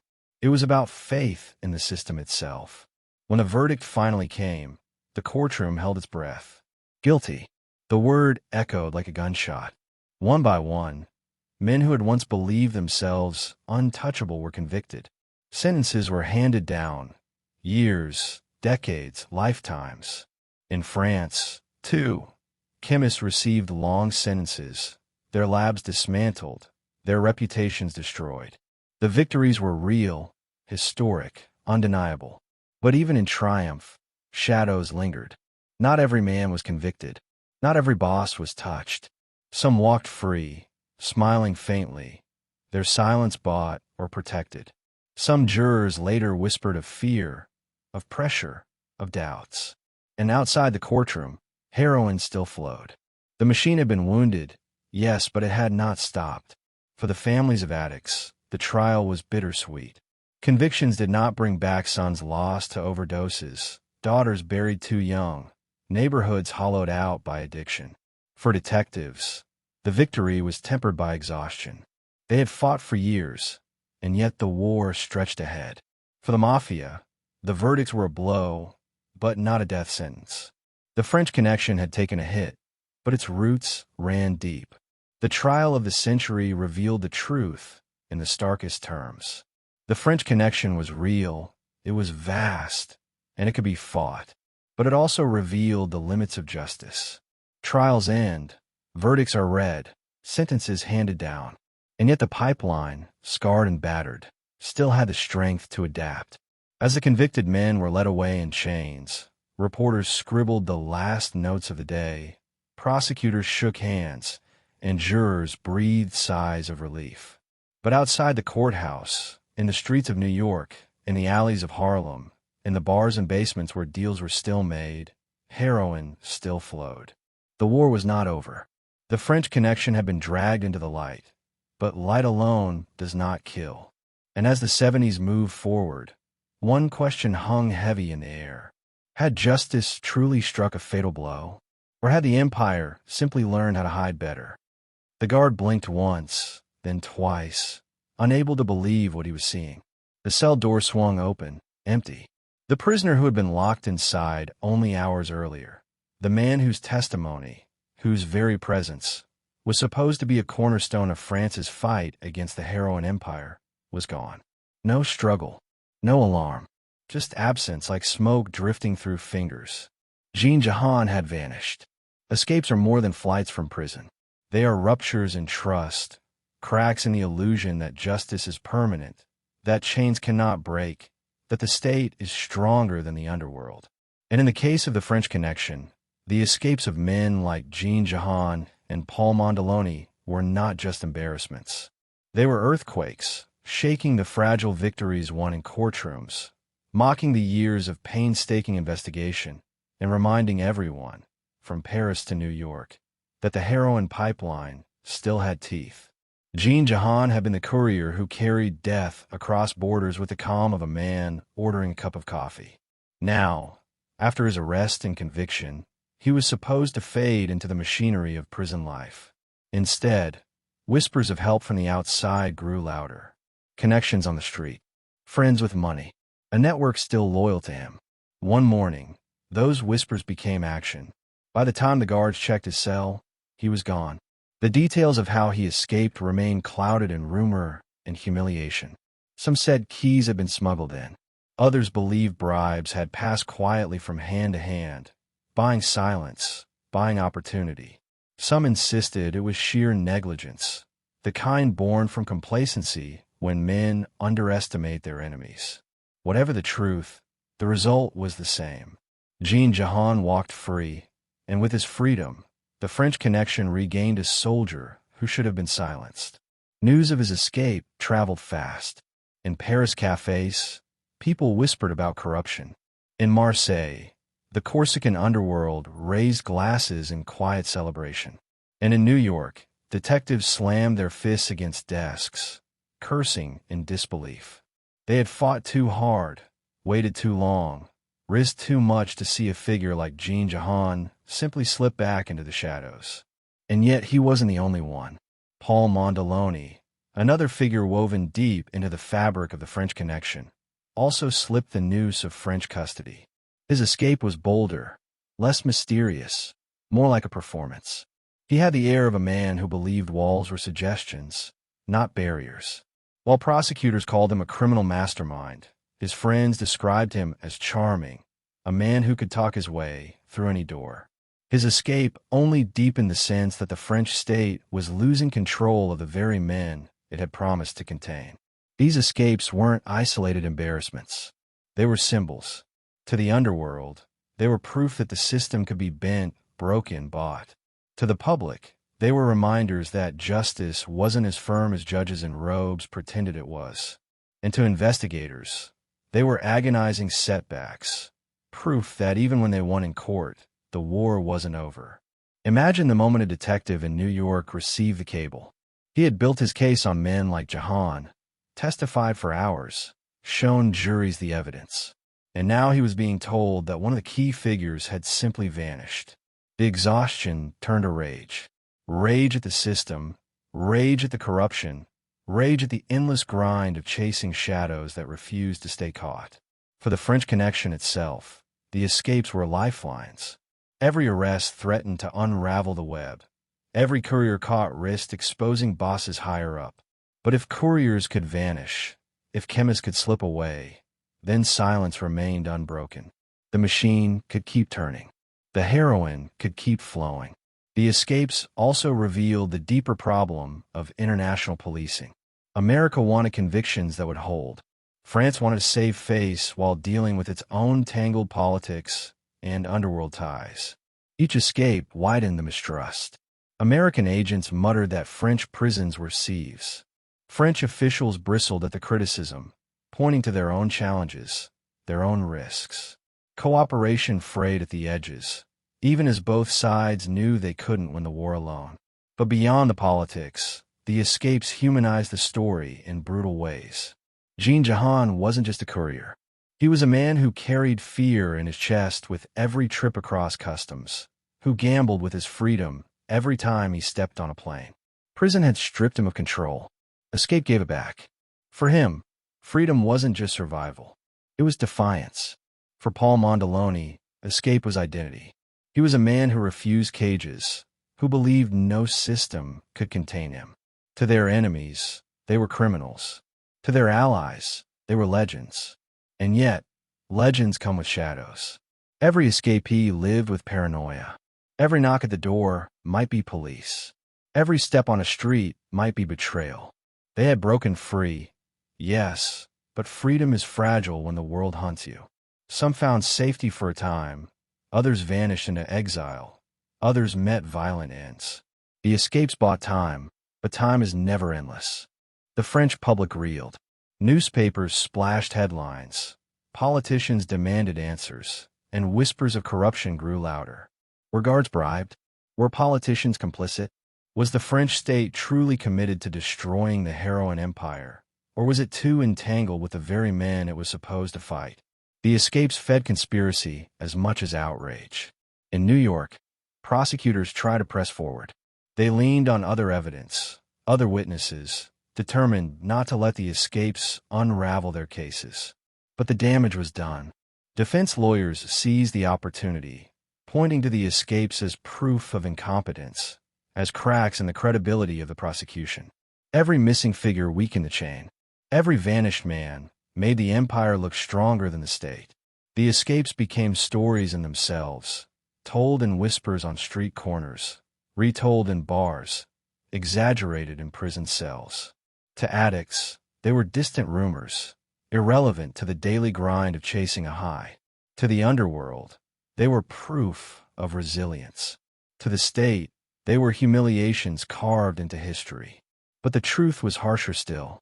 The escapes weren't miracles. They were symptoms of corruption, of negligence, of a system unprepared for the scale of the war it was fighting. The French Connection was not just a criminal empire. It was an empire that thrived because the state underestimated it, allowed it, even tolerated it. Every escape was a reminder that the line between law and crime was thinner than anyone wanted to admit. As the 70s dragged on, the escapes haunted every investigation. Detectives spoke of them like ghost stories, reminders of how fragile progress could be.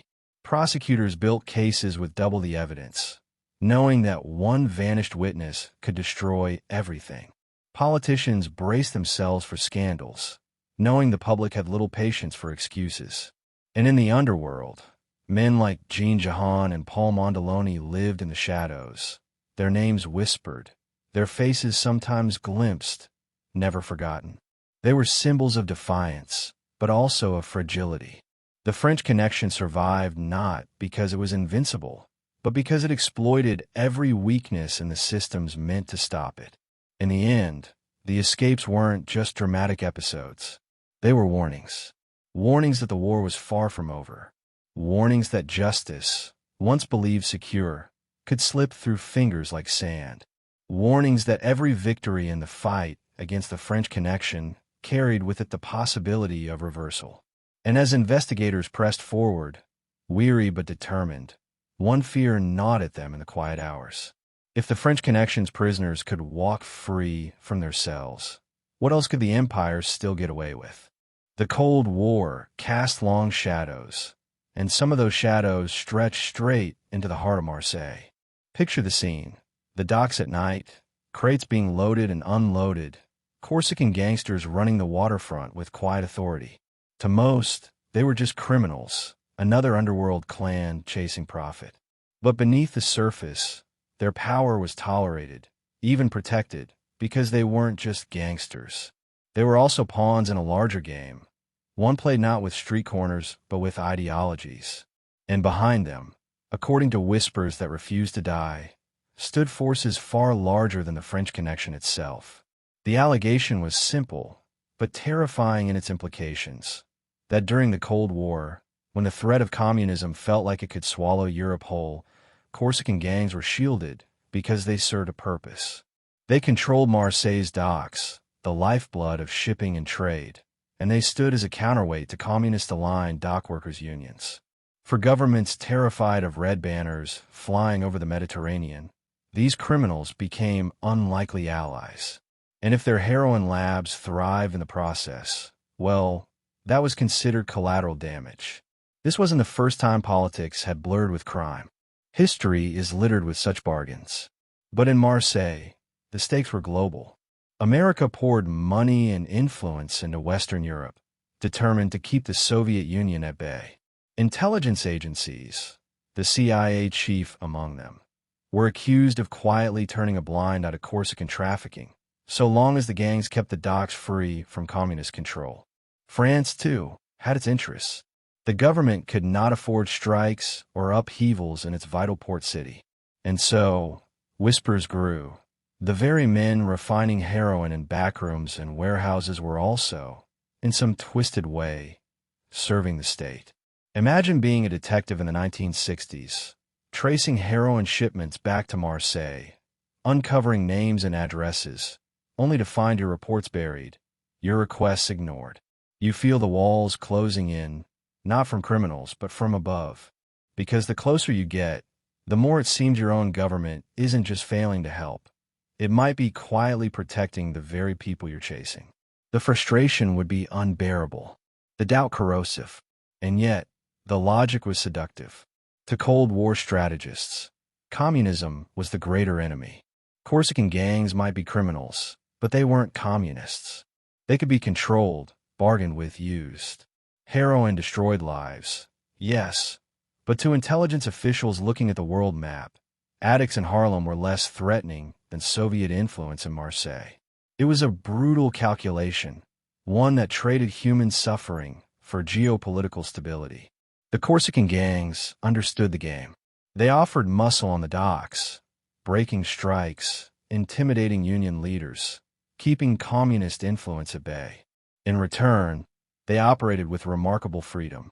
Their heroin labs hummed, their smuggling routes thrived, and their profits soared. It was a devil's bargain. Heroin for stability, crime for politics. These allegations, never fully proven but never silenced, stained the fight against the French Connection. How could investigators truly dismantle the pipeline if parts of the state itself had once benefited from its existence? How could justice prevail if corruption ran not just through police stations, but through ministries and intelligence offices? It was as if the French Connection had two faces, one criminal, one political, and both were shielded by the same silence. In America, too, suspicions lingered. The CIA's role in covert operations during the Cold War was vast, secretive, often ruthless. If alliances with mobsters in Italy or rebels in Latin America could be justified, why not alliances with Corsican gangs in Marseille?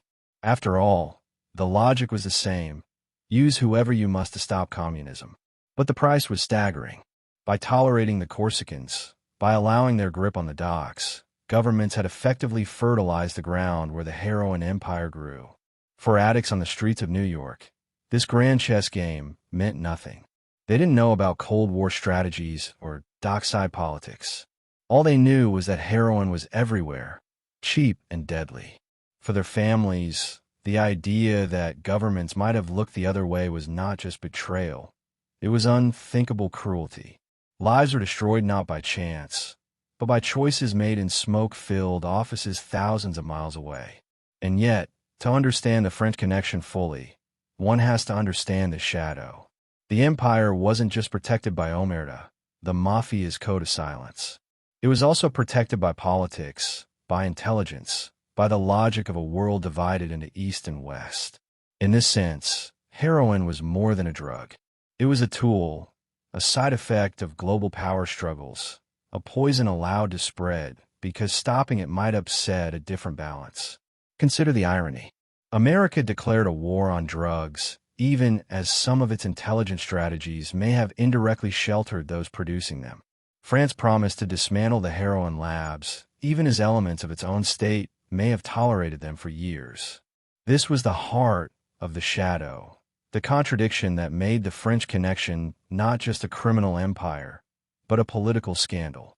Detectives sensed it. Journalists whispered it. Historians later traced the outlines of it.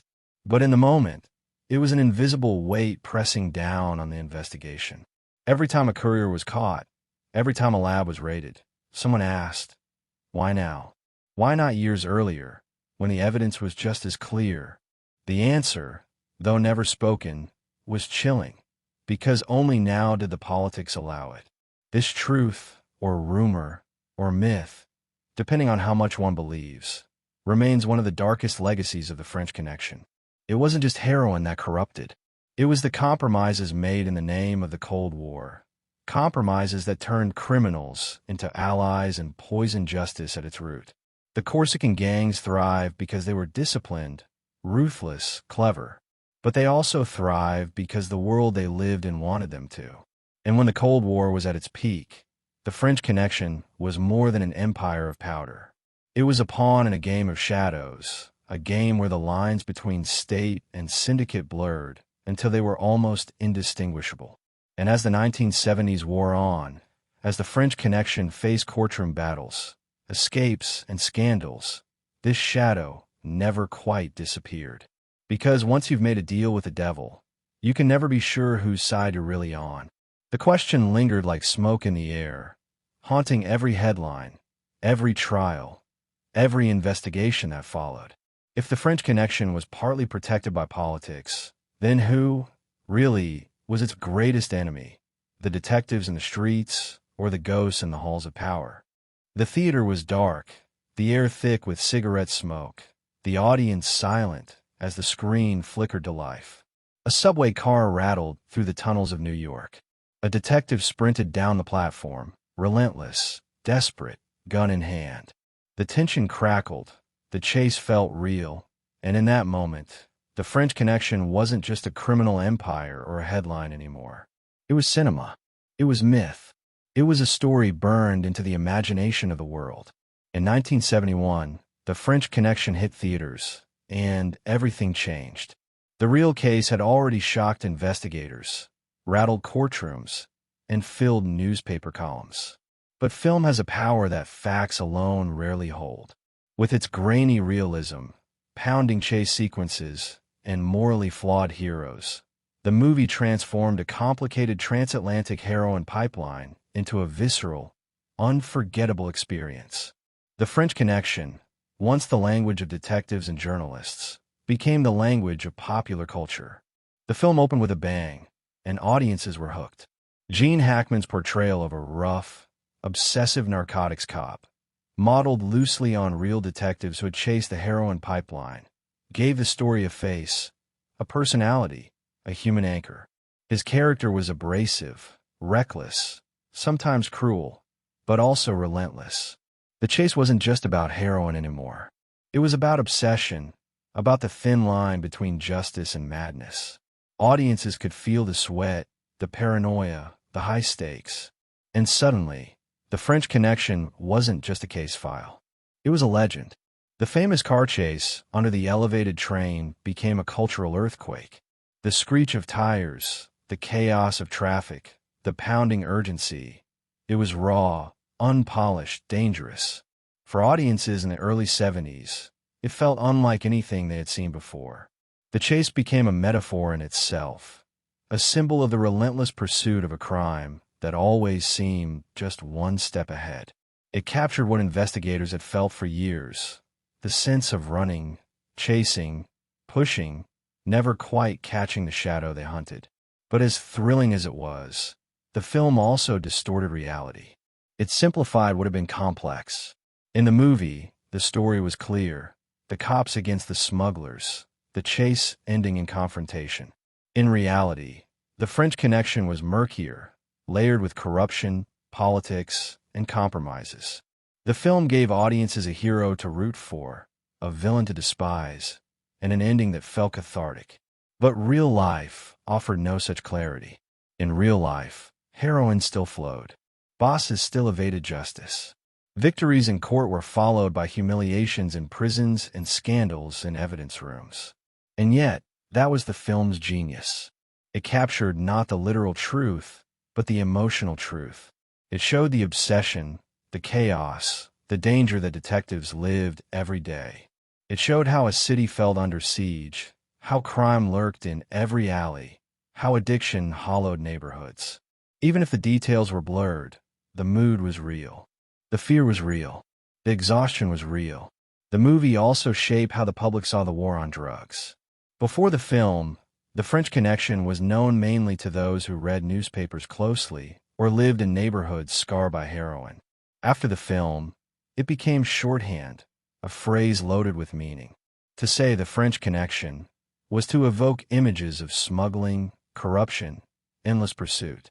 It became less a case and more a symbol of the heroin epidemic, of the futility of law enforcement, of the darkness spreading through cities.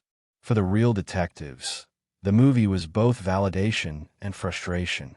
On one hand, their struggles were finally recognized, dramatized, immortalized on screen. They were no longer nameless men in reports. They were characters audiences cheered for. On the other hand, the film simplified their work, painting them as lone heroes rather than cogs in a grinding, collective struggle. Some detectives bristled at the inaccuracies, at the liberties taken. Others embraced the fame, enjoying the spotlight they had never expected. But there was no denying the impact. The French Connection won 5 Academy Awards, including Best Picture. Suddenly, the phrase was everywhere, in conversations, in parodies, in headlines. The real case had merged with its dramatization until the two were inseparable in the public mind. To most people, The French Connection wasn't about Corsican chemists in Marseille or political shadows in Cold War France. It was about a subway chase, a gritty cop, and a world where the line between law and crime blurred dangerously. And that mattered, because perception shapes reality. Politicians seized on the film's popularity to push for harsher drug laws, for tougher enforcement, for bigger budgets in the war on drugs. The public, stirred by the movie's intensity, demanded action. The French Connection, once just a case, had become a rallying cry. The heroin epidemic was no longer just a statistic. It was a story people could picture, could feel, could fear. But the movie also carried hidden cost. By simplifying the story, by turning it into myth, it obscured the deeper truths, the corruption, the political compromises, the failures of justice. It gave the illusion of clarity where there was only chaos. It gave audiences a cathartic ending when, in reality, the ending never came. The French Connection continued. Heroin flowed. Lives were lost. The real story was messier, sadder, more infuriating than anything Hollywood could show. Still, the film endured. Decades later, people still remembered the chase, the grit, the rawness. Few remembered the names of the real men who smuggled heroin, who ran the labs in Marseille, who sat in French courtrooms. Few remembered the addicts who died quietly in Harlem apartments, the families who buried children, the neighborhoods hollowed out. Cinema had overtaken history. Myth had replaced fact. And perhaps that, too, is part of the French Connection's legacy. It was always more than a case. It was always more than a pipeline of heroin. It was a story of crime, of corruption, of obsession, of betrayal. A story so powerful that even Hollywood couldn't resist. But stories, once told, take on lives of their own. They shape how we see the past, how we understand the present, how we imagine the future. The French Connection film made the heroin pipeline unforgettable. But it also left behind a question that no movie could answer. If the story we remember is the movie, what happens to the truth left behind in the shadows? The French Connection had been dragged into the light, its chemists tried, its couriers exposed, its bosses humiliated in court. Headlines screamed of a victory. Politicians boasted of a pipeline broken. But in the underworld, behind closed doors and whispered conversations, no one believed it was over. Because heroin doesn't end with a single bust. Like water spilled on stone, it always finds new cracks, new channels, new routes. In the aftermath of the trials, the underworld shifted. The Corsican chemists who had once dominated Marseille's hidden labs were crippled, their protection frayed, their power weakened. But heroin itself didn't vanish. The demand in America remained relentless. Addicts didn't care whether their supply came from Marseille, Istanbul, or Karachi. They only care that it came. And where there is demand, supply always finds a way. For the Mafia in New York, the busts had been bruising, but not fatal. Some bosses went to prison, some couriers vanished, but the distribution machine kept humming. Pizza parlors still opened their doors, envelopes of cash still slid across tables, and street dealers still whispered brand names to hollow-eyed customers in Harlem. The French Connection had slowed, yes, but the river of heroin continued to flow, diverted now into new channels carved by necessity. One of those channels was Asia. The Golden Triangle, a rugged region where Laos, Thailand, and Burma converged, became the new frontier. Mountains covered in opium poppies stretched for miles, guarded by militias and warlords who cared nothing for American laws or French politics. From these fields, morphine base traveled along jungle paths, across borders blurred by conflict, into refineries that matched Marseille's in skill, if not in reputation. By the mid-1970s, shipments from Southeast Asia were finding their way into Europe and America, carried by new couriers, hidden in new ways. Turkey, too, remained a source, though under increasing scrutiny. American pressure on the Turkish government led to tighter controls on opium farming, but corruption and poverty made total enforcement impossible. Farmers still diverted resin into the black market, still fed the chain that connected village fields to global addiction. The busts had shaken Marseille, but the roots of the trade stretched far deeper. The Corsicans who survived adapted. Some shifted to new businesses, laundering money through legitimate fronts. Others fled, finding safety in exile while still pulling strings from afar. A few doubled down, rebuilding labs quietly, determined to prove resilience. The French Connection had been wounded, but in the underworld, reputation is survival. To admit defeat was to invite predators. And so they whispered promises of new shipments, new routes, new profits. For American law enforcement, the aftermath was maddening. They had seized record amounts of heroin, won convictions that filled headlines, dismantled networks that once seemed untouchable. And yet, on the streets, addicts still died. Overdose numbers still rose. New packets still appeared in Harlem stairwells, stamped with brand names that mocked the notion of victory.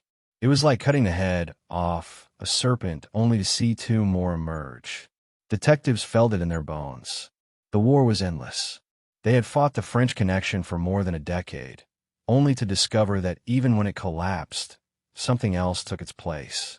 It was like chasing a shadow that stretched beyond the horizon. You could grab at it, tear at it, but it always reformed somewhere else. And yet, the takedown of the French Connection changed the underworld in ways that rippled for years. It showed that even the most disciplined networks could bleed. It forced traffickers to innovate, to scatter, to decentralize. Where once Marseille had stood as the beating heart of heroin production, now the trade became more fragmented, harder to track, more global. The empire was no longer concentrated in one city. It was everywhere. This fragmentation made the fight harder. Detectives could no longer point to a single lab in Marseille, a single courier route, a single syndicate. Now, heroin moved through airports in Asia, through ports in South America, through borders in Africa. The enemy was no longer an empire. It was a swarm, each piece smaller, but together just as deadly. The Mafia in New York adjusted too. No longer could they rely so heavily on the Corsican pipeline. They diversified, sourcing from Asia, experimenting with connections in Mexico, partnering with whoever could deliver steady supply. Their strength wasn't in production. It was in distribution. And that machine, honed for years, remained intact. Dealers still sold on corners. Soldiers still collected envelopes. Bosses still counted profits. For the Mafia, the product could change. The system never did. But in the underworld, scars lingered. The French Connection had been a golden era for Marseille, a time when Corsican gangs held power that reached across the Atlantic. After the busts, after the trials, after the escapes and scandals, that golden era dimmed. Other players rose. Asian networks, Latin American cartels, new syndicates that learned from the mistakes of the French Connection. The heroin trade didn't die. It evolved. Imagine a Corsican chemist in exile, sitting in a dim cafe, staring into his glass, remembering the days when his lab supplied half the heroin in America. Now he hears rumors of new labs in Bangkok, new routes through Mexico, new bosses who never knew his name. Regret mingles with pride. He built an empire. He lost it. But the empire of heroin lives on, carried now by others. For the families of addicts, the aftermath was cruel. They saw headlines of massive busts, of historic convictions, of the French Connection destroyed. But in their neighborhoods, nothing changed. Sons still disappeared into alleys. Daughters still overdosed in bathrooms. Funeral homes still saw too many young faces. Victory in headlines felt like defeat in real life. The pipeline had shifted, but the suffering remained constant. Politicians, too, learned the lesson. They boasted of the French Connection's downfall, but behind the podium, they knew the truth. Drugs were not like armies, not like nations. They could not be conquered in a single battle. They were like weeds, growing back stronger each time they were cut. And the French Connection proved it. Busts could wound. Trials could humiliate. But the heroin always found new soil. The underworld thrived on this resilience. Dealers joked that heroin had more lives than a cat. Each bust was temporary. Each victory for the police was a delay, not an end. The trade adapted, evolved, survived. And the French Connection, though gone in name, lived on in spirit. It had taught traffickers how to move drugs across oceans, how to hide in plain sight, how to build networks that outlasted leaders. Its legacy wasn't just in history books. It was in every shipment that followed. The aftermath of the French Connection wasn't an ending. It was a transition. From Marseille to the Golden Triangle. From Corsican chemists to Asian warlords. From a centralized empire to a global swarm. The heroin pipeline never stopped.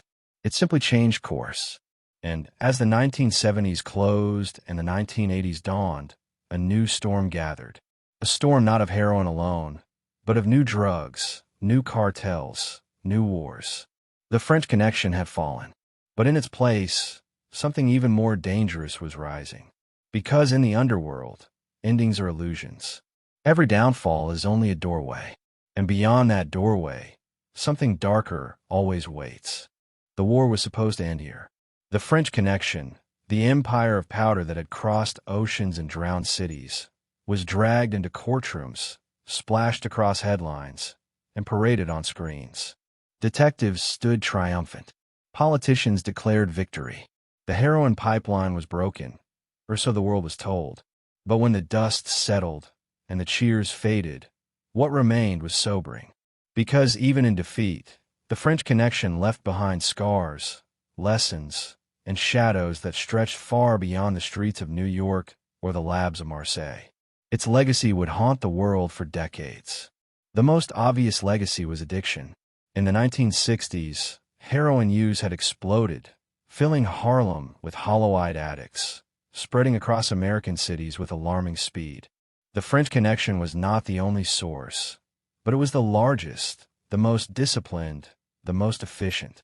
It turned heroin from a fringe vice into an epidemic. Entire neighborhoods bore the weight. Mothers buried sons. Fathers locked doors against daughters lost to the needle.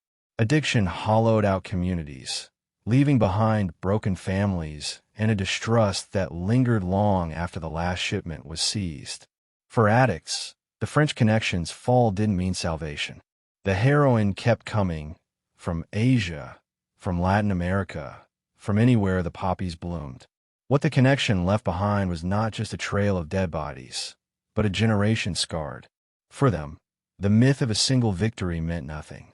The war on drugs, like the craving in their veins, was endless. But in Washington, the French Connection's exposure had a different effect. It reshaped policy. It made heroin not just a police issue, but a political one. Suddenly, addiction was not just a personal failing, but a crisis of national security. The drug trade was painted as an enemy no different from communism, something that could destabilize nations, corrupt governments, and destroy entire cities. Out of this panic came an institution that still dominates today: the Drug Enforcement Administration. The DEA was born in the early 1970s, rising from the ashes of smaller, fragmented agencies. The French Connection was one of the sparks. Lawmakers realized that the patchwork of narcotics enforcement couldn't handle a global pipeline that stretched across continents. They wanted something bigger, stronger, more centralized. The DEA was their answer, built to hunt networks like the French Connection with the resources of an army and the reach of an empire. Yet, even this new institution carried contradictions. The French Connection had shown the world how global the drug trade was, but it also revealed how politics, corruption, and secrecy could undermine justice. Would the DEA truly dismantle pipelines, or would it fall victim to the same shadows? That uncertainty haunted every raid, every wiretap, every bust. The French Connection also left behind a myth. Thanks to the movie, thanks to headlines, thanks to the drama of the trials, it became a story larger than life. In the public imagination, the case became the ultimate battle between gritty cops and ruthless smugglers. The chase, the car crashes, the courtroom showdowns, all of it burned into memory. But the reality was messier. The real French Connection was not a single chase or a single trial. It was years of frustration, endless paperwork, international mistrust, and victories that often felt hollow. The myth gave people closure. The reality gave detectives exhaustion. The myth offered a story with heroes and villains. The reality offered a world where heroin still flowed, where corruption still lingered, where no one truly won. For the underworld, the French Connection left behind lessons. Traffickers learned to decentralize, to scatter, to avoid the vulnerability of a single hub like Marseille. They studied the case the way generals study old wars. They saw how couriers were caught, how routes were exposed, how labs were raided. And then they adapted. The next generation of traffickers, from the Golden Triangle to Colombian cartels, built empires that were harder to hit, harder to see, harder to destroy. The French Connection wasn't the end of heroin. It was the blueprint for everything that followed. For France, the case left behind shame. Marseille, once a proud port city, became infamous worldwide as the home of heroin labs that had poisoned America. French politicians faced questions they struggled to answer. How had this been allowed to thrive for so long? Why had the Corsicans been protected, tolerated, even used in Cold War struggles? The busts may have dismantled the labs, but the shadow over Marseille's name lingered. It was a city forever tied to the empire of powder. For America, the case left behind contradiction. On one hand, the French Connection was proof that law enforcement could reach across oceans, coordinate internationally, and dismantle empires. On the other hand, it revealed how fragile those victories were. Even after the busts, heroin kept arriving, dealers kept selling, addicts kept dying. The war on drugs had won its most famous battle, but the war itself stretched on, endless and unwinnable. The detectives who lived it carried their own private legacies. Some were celebrated, their names immortalized in books and films. Others were forgotten, their years of work swallowed by bureaucracy. Many carried bitterness. They had risked their lives, broken their health, sacrificed their families, only to see heroin continue to pour into the streets. They won the case, yes, but they lost the war. For them, the legacy was not victory. It was exhaustion. And yet, for all its failures, the French Connection mattered. It pulled back the curtain on the global drug trade, showing the world how deeply crime, politics, and addiction were entangled. It forced nations to admit that drugs weren't just local problems, but international ones. It taught lessons that would shape the wars against Colombian cartels, against Mexican traffickers, against Afghan poppies. The French Connection may have ended, but its shadow stretched into every drug war that followed.